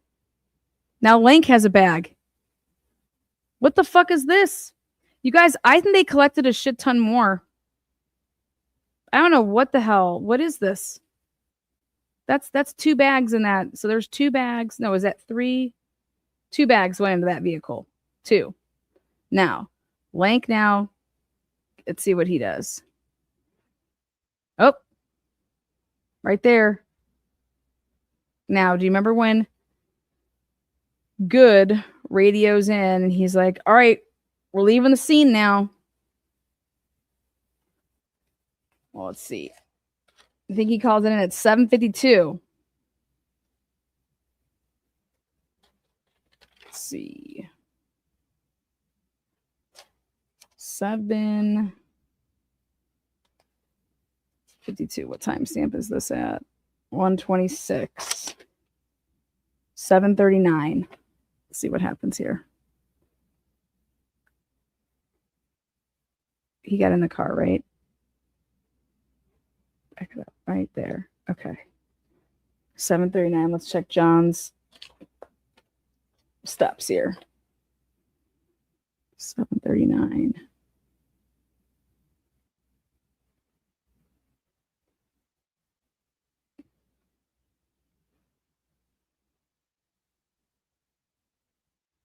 Oh boy.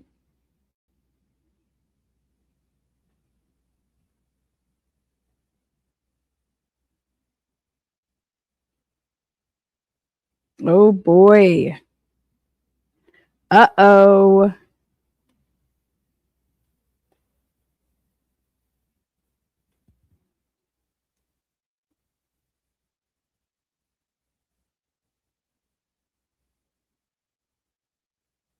We got to see what time Seraph cleared. That's what's going to tell us that time. Oh, there he goes. So this would mean that at 7:52, he would be saying over the mic. Okay, wow. Yep. Holy shit. From 7:42 in 10 seconds to 7:52 in 4 seconds. And literally, boom, he basically gets in the vehicle. Lank does at 7:52 because John's phone stops moving at 7:52. So from 7:42 and 10 seconds to that's where the 164 steps was. Remember I said to you, I was like, what time is this, guys? Is it going to be, does he get back there at 7:30 or does he get back there at, 7:40, 7:42 when you see like Lank walking? And so now we know that Good was gone from literally 7:20 between 7:23. Yeah, he was gone from 7:23 until 7:42. I'll double check that work. All right, so he's pulling away here at 7:52. And that coincides perfectly with, okay, now check out what happens. He leaves, he meaning good, drives back to Canton Police Department. Oh, back it up. Look at, who's that police officer? See that? Who's this? Who this be? Who this? Who this? Who that? Who that? Is that a cop? Who dat? Oh shit. Who dat? Okay. That's right.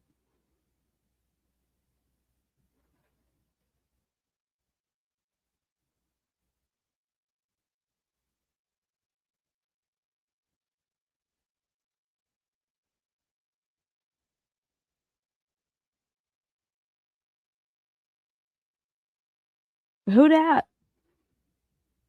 Who these people?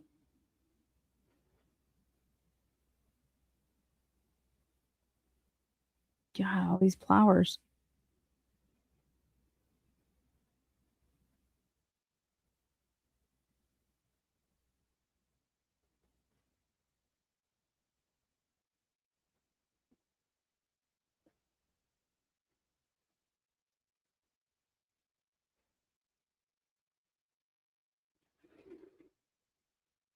See if we can see vehicles. Who that Jeep? Who that Jeep right there on the left? All brushed off.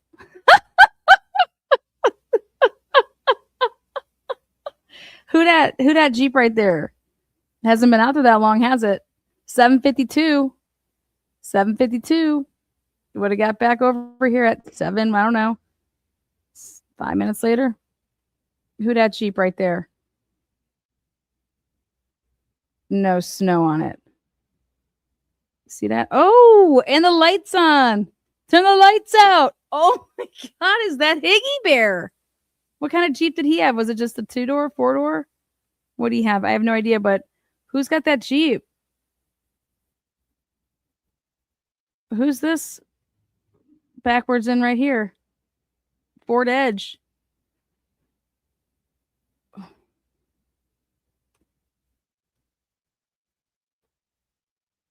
There's Lank. Is that his vehicle? Is that him standing next to it? Like, who's that?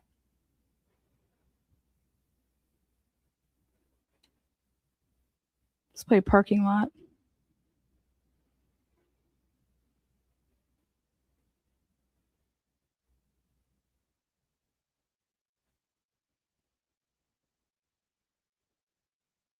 Turn the lights out.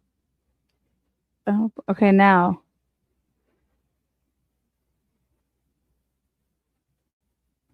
He pulls in, and then watch what happens. He leaves the freaking camera on, right? He just leaves this camera on. I'm like, what the fuck is going on? He leaves it on. It's just on. Do do do do do do do do do do do. Oh wait, and then so basically 7:32 ish. Or I'm sorry, 1 hour 32 minutes in and some change. Then he just sits here, run until oh, and guess what this is? It cannot make up this shit. Well, who the fuck is that? Is that Sarah? Who's that? The big boy.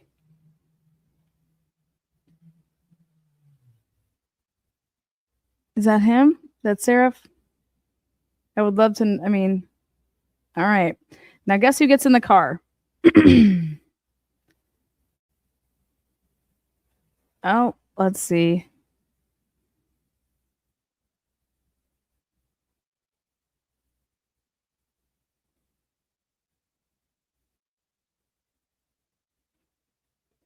They're going to go do the wellness check with the kids. Oh, someone just pulled out right in front. Oh, who's that? Remember I told you that? Oh, there's Gallagher. That's Gallagher's forerunner. Okay. Gallagher, someone just pulled out. Next to Gallagher. I'm telling you, that looks like a Ford Edge to me. Then Jeep. Then Lank's detective, the vehicle that he drove right there, Lank's. And then who the fuck is this? Look at this person walking. Who's this? Nope, I was just shoveling. Oh, Jeep team. Number doesn't now Higgins, remember, he didn't have his, you guys know in the morning he didn't have his Jeep with him that morning. You guys know he had his other vehicle with him, right? His regular like Jeep Cherokee. You guys don't know that?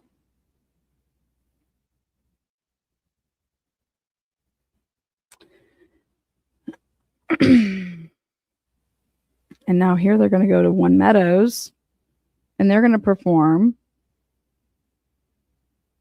This is the wellness check. And I'm like, shut the fuck up. So you guys can call it a conspiracy, or you can ask yourself, why in the world would that dash cam be left on? Well, to make sure that this guy that used the cruiser, okay, that he caught the fact that, hey, I told you guys I thought that Karen Reed's vehicle was messed with at the house when it got left there, and hence why the Ring camera's all fucked. But this is then what happens when they pull into, they go to Meadows right here. And this is, wow, how convenient. How convenient that then they would have this camera to say, hey guys, look at Karen's car.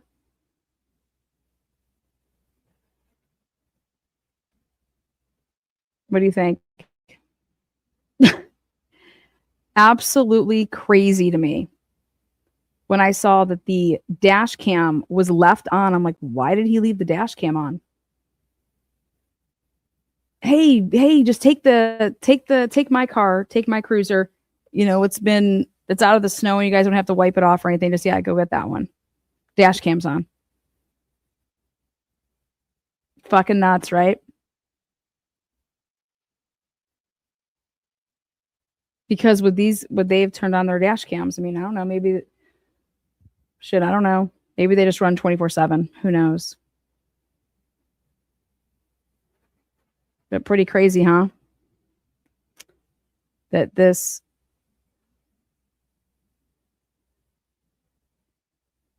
vehicle goods that would be driven to go over to do a wellness check would just be in the driveway to just get that. Yeah. So when people want to, I told people this in the beginning. I was like, if you think the Massachusetts State Police were the people that led this cover up, you are so wrong. This cover up was started with the Canton Police Department, 1000%. Like ridiculously ridiculous. Like that's what you would have been exposing. You'd be exposing the Canton Police Department. Okay. And that they botched this so bad in the beginning and framed, like they set this all up.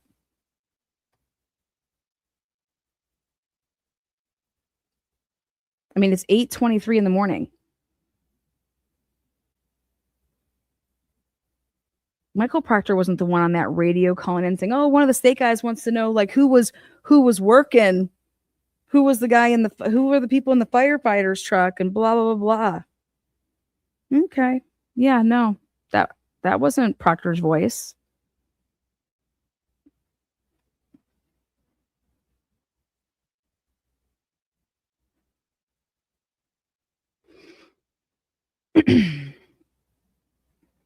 And then this guy, I personally believe he has no, look at all these plow trucks, man. Look at those plow trucks everywhere. I'm going to keep studying this film, but they get back here because it was two of them, right? So look at Gallagher. Gallagher's car is still running with his lights on. What's a crime scene log? Now look at in the back. See back there the lights on? Now let's look at the night before and the cars that were and where they were, and let's play parking lot and let's line these all up, figure these all out, see what cars aren't there, are there, things like that. Because this car pulls out, but from the beginning get-go here. And then boom, this would be where they eventually park Karen Reed's. Look, because what's to the left is that older, right?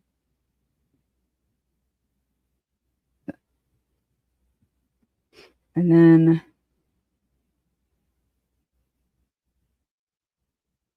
they're going to get out of the car.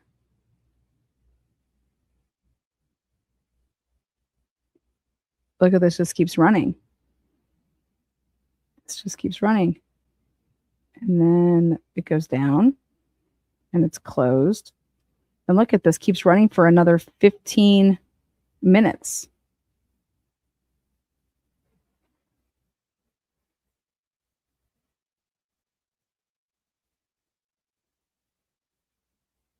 And it's just all of the Sallyport here. And then it just stops at whatever.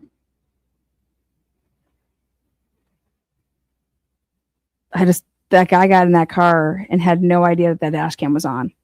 Because I think that if he would have known the dash cam was on, I mean, wouldn't you have shut it off then when you got done with it?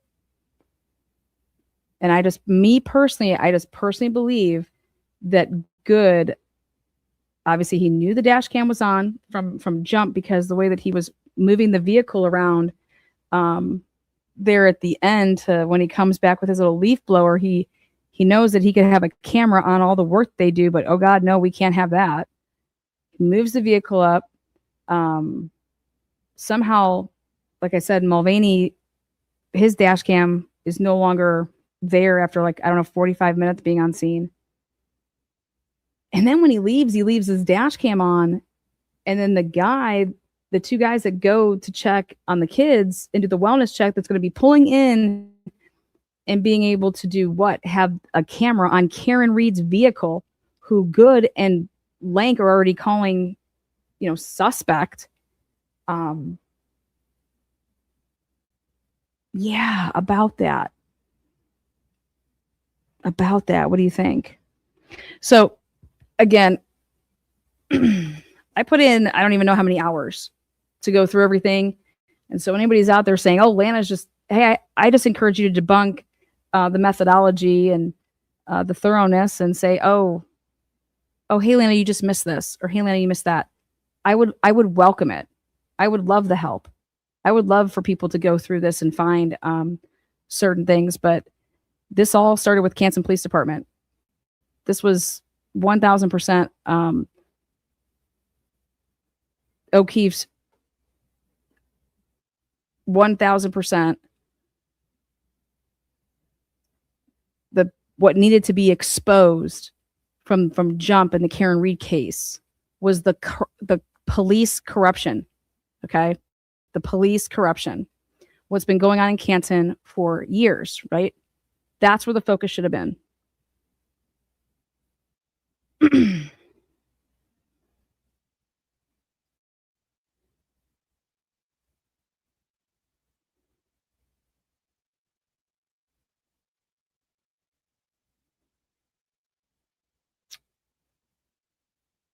Taillight looked broken to me.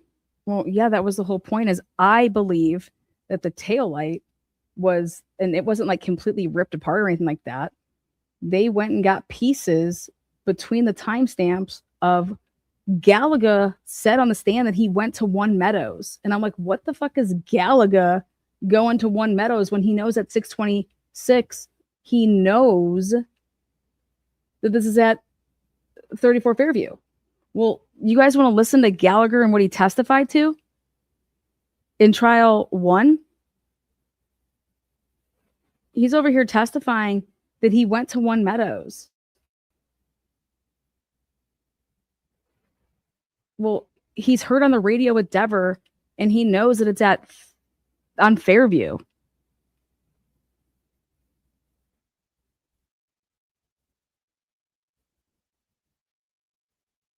So, yes. Yes. Look at who's aligning with yeah, there it is. I think they mentioned me on that show, if I'm not mistaken.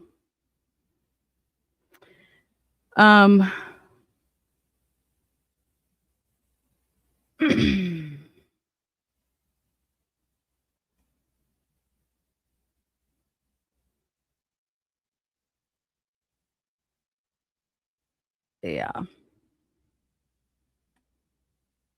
Now, ready for this part? If you go back and you listen to just a tad bit more of right here, the audio.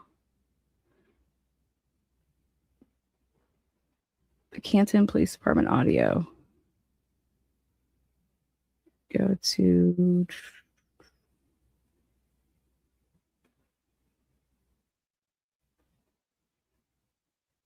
Control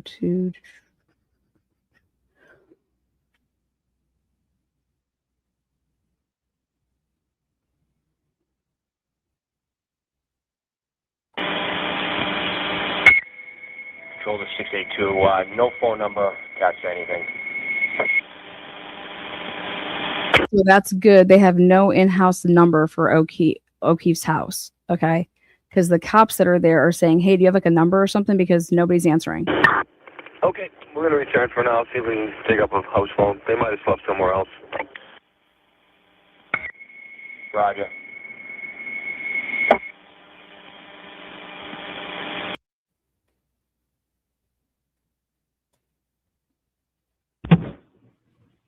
Thank you for calling Good Samaritan Medical Center.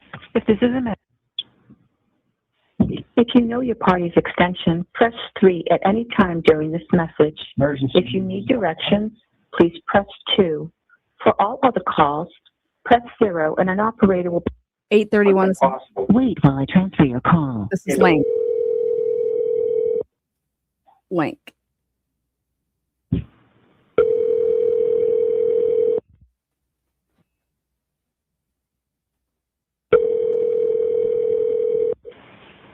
Operator Good Samaritan. Hi, could I be connected to the emergency room, please? Sure, one moment. Thank you. All of our representatives are assisting other callers at this time.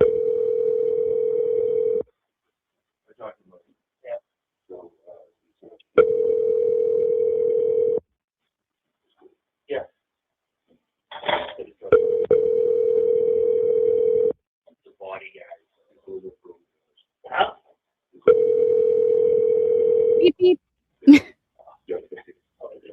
Emergency, how can I help you? Hi, this is Sergeant Lank with the Canton Police. I'm calling to get an update on somebody that was involved in an incident in our town. What's the last name? O'Keefe, O''Keefe. First name is John. Hold on one moment, please. Sure, thank you.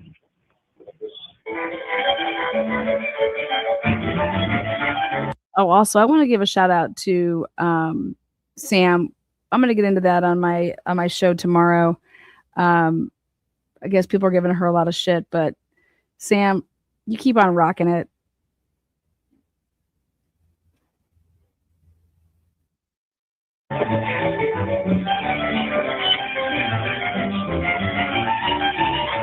The Beautiful Beginnings maternity program at Good Samaritan Medical Center offers personalized, family-centered care.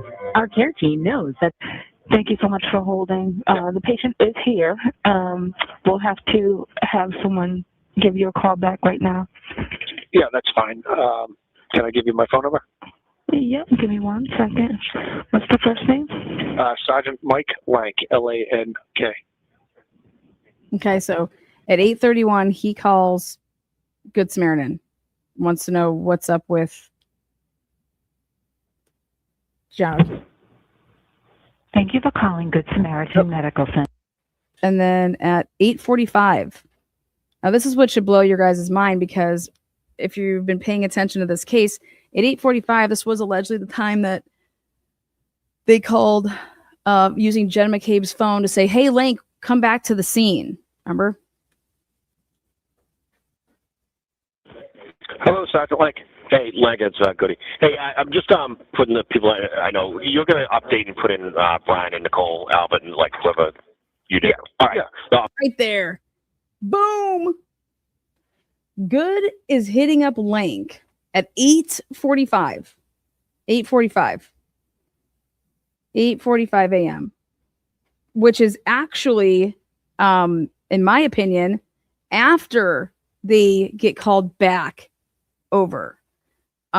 Because the reason I believe this is because listen to this message. He's like, Good's like, you're going to type up your report to the people that, you know, you talk to, and I'm basically going to like, so listen to this. Hello, Sergeant Lank. Hey, Lank, it's Goody. Hey, I'm just putting the people I know. You're going to update and put in Brian and Nicole, Albert, and like whoever you do. Yeah. All right. Yeah. All right. Because I got the 3 girls. Brian and Nicole and whoever you do. Like whoever you're going to be putting into your report. Your report. Like in my report, I'm just going to be putting in like basically what I believe that he's alluding to is Jen, Carrie, and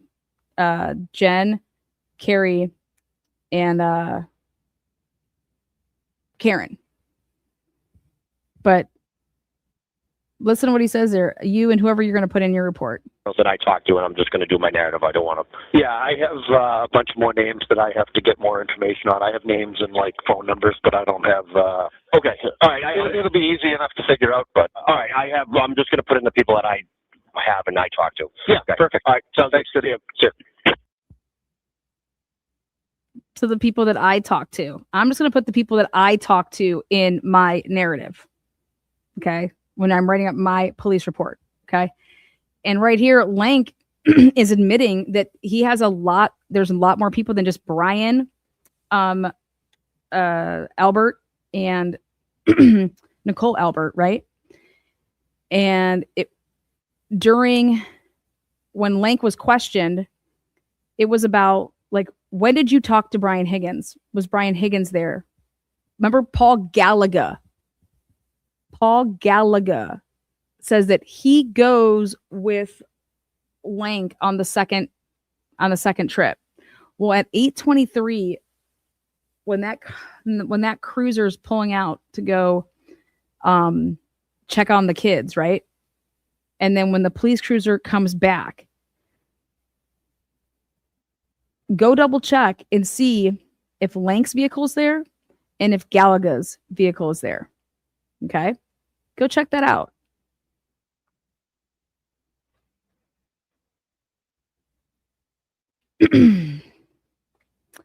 Faraday bags, block frequencies, yet steps taken while inside external mode, i.e. 1:36 a.m.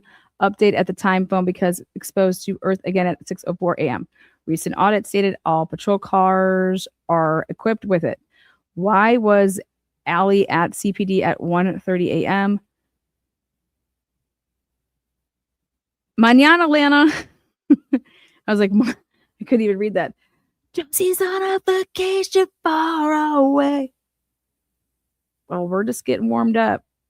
Again, one more time here. Hello, Sergeant Lank.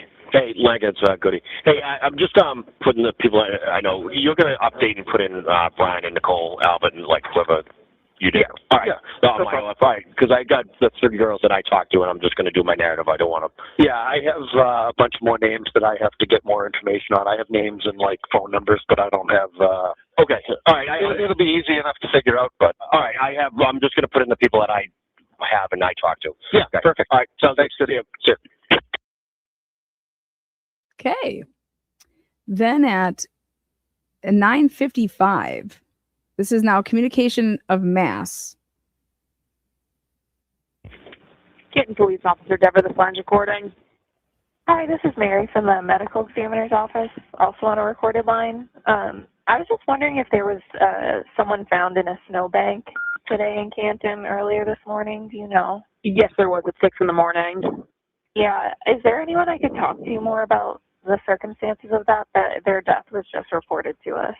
Yep, so I've been on since then, and I'm pretty much the only person here right now, but I can answer everything possible. What address was he found at, approximately? 34. Let me just pull up our log. Why is Deborah saying at 9:55 that she's pretty much the only person that is there at that time? How about that? 9:55 a.m. Why would she be answering any questions with this at all? Wouldn't she, she wanted to have such a fucking lip on her. Okay. Why wouldn't she be sending this? And what do you mean you're the only person there right now? Where is everybody at 9:55? Remember, Deborah was like, I have nothing to do with this case. This case does not, I don't even know why I was subpoenaed. Well, bitch, I'll tell you at 9:55, that's my motherfucking reason for subpoenaing your ass, because I want to know, what do you mean nobody's there? Where is everybody? This is really important because we want to talk about planting of evidence and shit. Where the fuck is everybody? I'm basically the only one that's here right now. Well, what? You're answering phones, right? Shouldn't you be, I don't know, sending that to, let me send you to the detective on the case, or some, why is she answering this? Log to make sure I get this right. Let me make sure I get this right.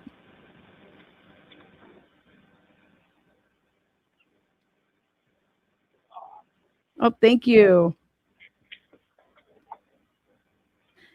Yuri gave away 5. Sherry gave away 1. Sherry gave away 5. Okay. All right, so it was 34 Fairview, one word, Fairview Road in Canton. Yeah. Yes, thank you. Josie, thank you. Okay, and was that like on the side of the road, do you know, or? It seems like it was on the roadway, but in a yard. Okay. An answer. Do you know if anyone thought he was like struck by a vehicle or what? Circumstances are kind of completely unknown at this point. He did have like cuts on his face, but no idea if he just fell, if he was struck by a plow. They're still completely unknown. Struck by a plow? So they're not suspecting anything specific at this point. Right. Yeah. I mean, there's evidence of anything, so they're still trying to do a full investigation on that. Okay. And do you know if anything was found on him at all, like alcohol or drug paraphernalia on the scene? The only thing I know is he was leaving a bar, but at the scene, I haven't heard anything of that. Oh, he was leaving a bar? Yep, and he was going to a house. He was on the property of the house he was supposed to be going to. Oh, okay. That wasn't his house, though? No. Okay. Okay. All right, thank you. I'll just request a report and go from there. Okay, and are we going to get a case number from you guys? Yes, I can give it to you now. Okay, perfect. What's the case number? It's 2022. Yep. -1697. All right. And my name's Mary. And can I just get a number for you? And my name's Mary. I would have called Mary. Yep, 857-377-2200. All right, perfect. Thank you so much. Thank you. Bye. Bye. Mary, I'm just calling because we have no information. Okay, then an hour later, well, 10:45 a.m. Hey, did you talk to Kevin? I did, yes. Okay, I just wanted to make sure if he, Yeah, Brian had actually called him, so. Okay. And then he called me back. So. All right. All right, I just wanted to make sure. Yep, thanks. Bye. Mm-hmm. Hey, did you talk to Kevin? I did, yes. Okay, I just wanted to make sure if he, Yeah, Brian had actually called him, so. Okay. And then he called me back. So. All right. All right, I just wanted to make sure. Yep, thanks. Bye. Then that was at 10:45. Then at 1:39. Hey, I'm just finishing up. I just want to be clear on something. So when we sat down with her at Albert's house, she said that while they were driving around looking for her originally, that's when she first said, "I hope I didn't hit him." And then she said it again in front of our guys, right? Yeah, Is that Paul Gallagher right there? that's correct. Yeah. Okay. All right. Just wanted to be clear. The big guy. Yeah. Just so you know, I'm entering the images. I emailed you them, but I am entering them into the Okay. Perfect. now, okay? Yep. Thank you. Okay, bye. The big guy is Seraph, but Hey, I'm just finishing up. I just want to be clear on something. So when we sat down with her at Albert's house, she said that while they were driving around looking for her originally, that's when she first said, "I hope I didn't hit him." And then she said it again in front of our guys, right? Yeah, that is correct. Yeah. Okay. All right. Just wanted to be clear. The big guy. Yeah. Just so you know, I'm entering the images. I emailed you them, but I am entering them into the Okay. Perfect. now, okay? Yep. Thank you. Okay, bye. these are the pictures that they took. They took 18 photos. 18 photos. I can't tell. And then that's the last one.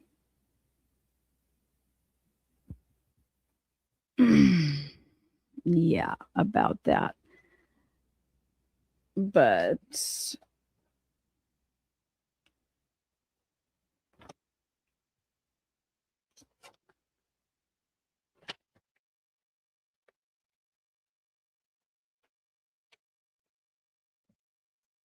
hold on.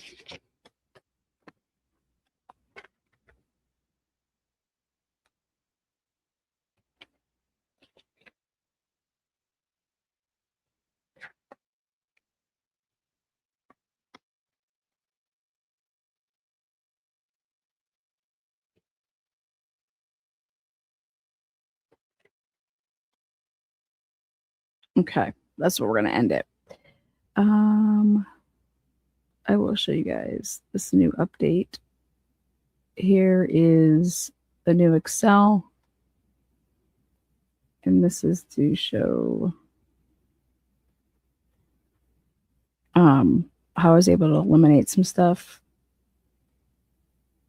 So movements with the police. So non-emergency line at 5:30 and 31 seconds.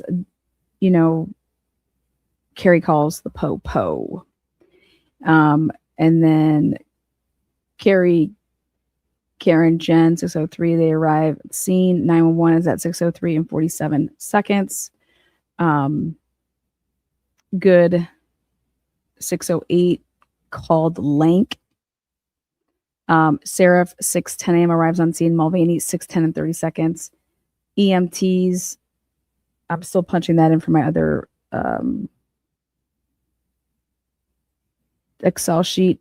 Good, 6:16 arriving. Lank arrived. EMT still on property. Paul Gallagher radios in at 6:26 and 26 seconds. Calls the radio talking about the lieutenant and what the fuck. Doesn't make any sense. Lank, 6:34 and 45 seconds in Seraph's car. Lank, 6:30. He says I have the suspect phone. Like, I think he meant to say subject, but regardless, it doesn't matter. Lank, 6:36 and 16 seconds, walks to the house. And then that's when John's phone is beginning to do steps. And it wasn't when, this is all looking at John stuff. Then Lank says he talks to Brian and Nicole. He talked to Jen, inside the house. Now, when he is inside that house, we're going to be adding that the fact that, yep, it goes up 5 degrees in temperature and it continues to go up. But when Lank's in the house, John gets a flight of stairs. Lank testifies that he never went upstairs or downstairs when he was in the house. Good was also in the house at the time. Gallagher arrives on scene basically at the time that Lank and Good go in, but I'm going to mark that to be absolutely specific. But Mulvaney grabs the crime scene tape, but I'm adding in all of this stuff from the new information of all the cameras. So I just believe that my work I think there's no doubt about it that Carrie Roberts did not have John O'Keefe's cell phone. She did not even have it to the point that she handed it off to somebody. I think that maybe she's just confused, and that the phone that she did have was Karen's / Jen's. And I don't blame her that she could be confused on that. Okay. So I'm trying to give somebody some grace here, but there's just not enough steps that are taken by Mulvaney. There's just not enough steps. And when I say not enough steps, they're not even moving. Mulvaney is sitting in a vehicle for a very long time that John's doing this. And so it's like you can start crossing stuff out at different times to get to the point of where I've got. And I just think that's something that we cannot look past. It's just right in front of our faces, which is John's phone goes up a flight of stairs while Lank is in the house. The phone is heating up. Okay. And that when Lank arrives literally on scene, John's phone begins to move. And between the time of 6:21 and 22 seconds and 6:26 and 16 seconds, John's phone didn't record any steps. And that would be Lank, getting in his vehicle, doing whatever before he then decides to put his vehicle in drive and drive on over from his house.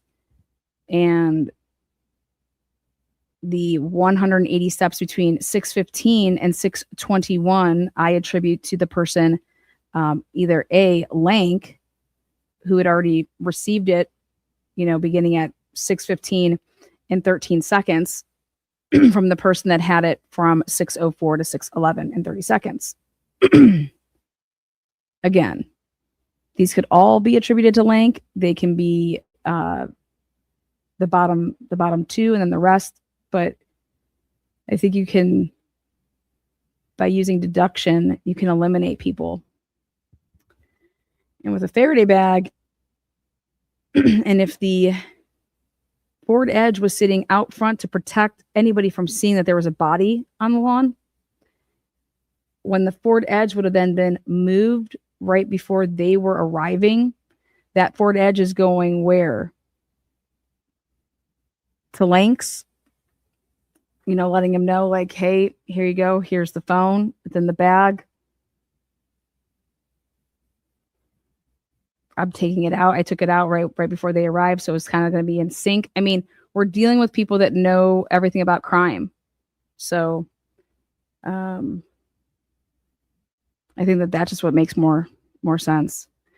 Didn't Carrie give it to Mike Lank? No, Carrie said that she had no idea who she gave it to. But I'm saying that Carrie couldn't have had it from the time that she got there. Carrie's not moving when this phone's moving. I really honed in on Carrie from the moment that what's his name got there, Seraph. And then I went over to Good's camera. And then I even use Mulvaney's a little bit. And Carrie just is not moving enough. And that swipe that you see her passing off something to Mulvaney, I think was Jen or Karen Reed's phone. So, but Carrie never testified in trial 1. She wasn't cross-examined. When I say she never testified about the phone, period, in trial 1. In trial 1, she was not cross-examined. I think that was a huge mistake. I told you guys that was a huge mistake. And then in trial 2, she testified about the phone. And so people have always thought that Carrie was covering for Jen. I can tell you this right now. Jen McCabe did not have that cell phone. Jen McCabe, 1000%. I've done the work, did not have that cell phone. Not a chance. Not a chance in hell. And I just think it was really ironic. And sometimes it's just not that it's ironic, but literally John's phone circles Lank's twice and makes all the steps that they say is, oh, it's just fucking a bump in the road over there all around Oakdale. There's Karen's car is stopping at the stop signs, you guys, and Ian Whiffen testifies to it, but I've never in my entire life stopped at a stop sign for 46 seconds, for 17 seconds. I mean, how long do you guys stop at a stop sign?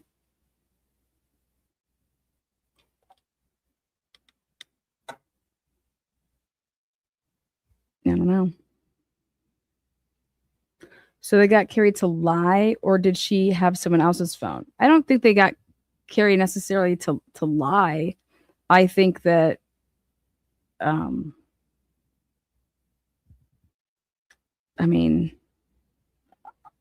believe that she has Jen McCabe's phone. I think that the data shows that she has Jen McCabe's phone, because Jen McCabe's phone and her iWatch are totally not in sync while she's on that scene. And the person that's walking and around the car, her own car, to potentially grab the phone out of her own car to be able to give to Jen, who realizes, like, because at 6:23 she calls Brian Albert's phone number. Well, that's right before Carrie is by her vehicle and runs over to where Jen is in the back of Good's vehicle. When she goes inside the house, her watch registers the flight of stairs. Her phone does not. And right before she goes inside the house, her phone is having conversations with Matt McCabe, who now I just don't think that it was Jen having those conversations. I think that Carrie is just doing too much. You know what I mean? She's here, I'll talk, I'll explain it. Here, I'll talk. You know what I mean? And I don't know. That's just what the data shows. Because if Jen had her phone on her when she goes into the house and goes upstairs, her watch registers the flight of stairs, but her phone doesn't. And it just correlates with her not having her phone, and then who has her phone. And then we see literally at 6:31, I think it is, that timestamp, we literally see Carrie definitely does pass something off to Mulvaney. There's no doubt about it. And I just believe that that is 1000%. I think that that's Jen's phone. That's all.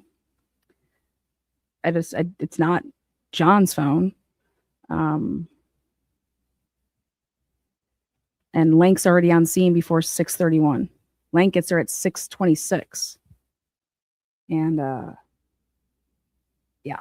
So when Carrie's walking around and talking on the phone, and then she goes and hands Mulvaney, look at it and see, it just doesn't equate. Mulvaney isn't moving around at all.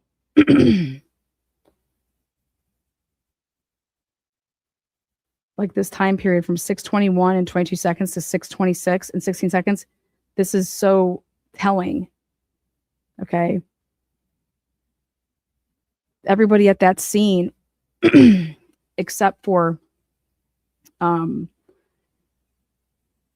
that when Carrie gets into, let's say,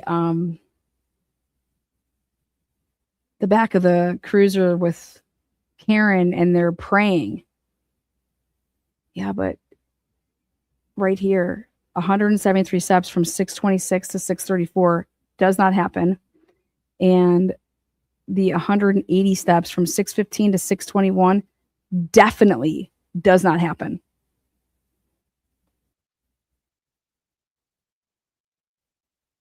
And then Carrie Roberts is not inside the house at 6:55 and 12 seconds inside 34 Fairview.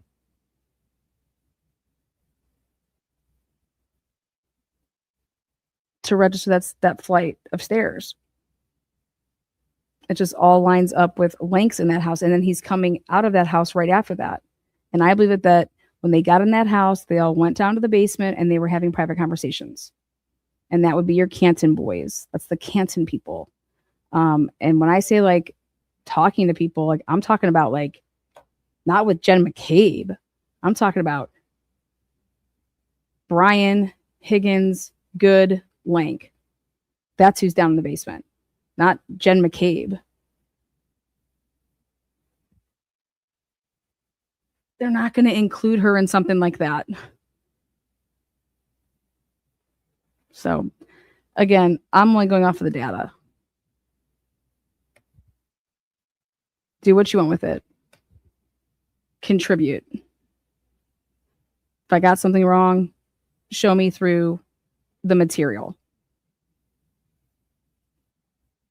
Carrie out there overachieving. Both Karen, Sal, and John's interesting immediately after the statement. She hesitates shortly thereafter this admission. Yeah, I just think that I don't think she realized what phone she potentially could have had. You know, I think that Carrie had Jen's phone, which makes perfect sense because Jen's phone was in Carrie's car because they all drove there, just like Karen's car. You know, it makes sense that she would have those phones.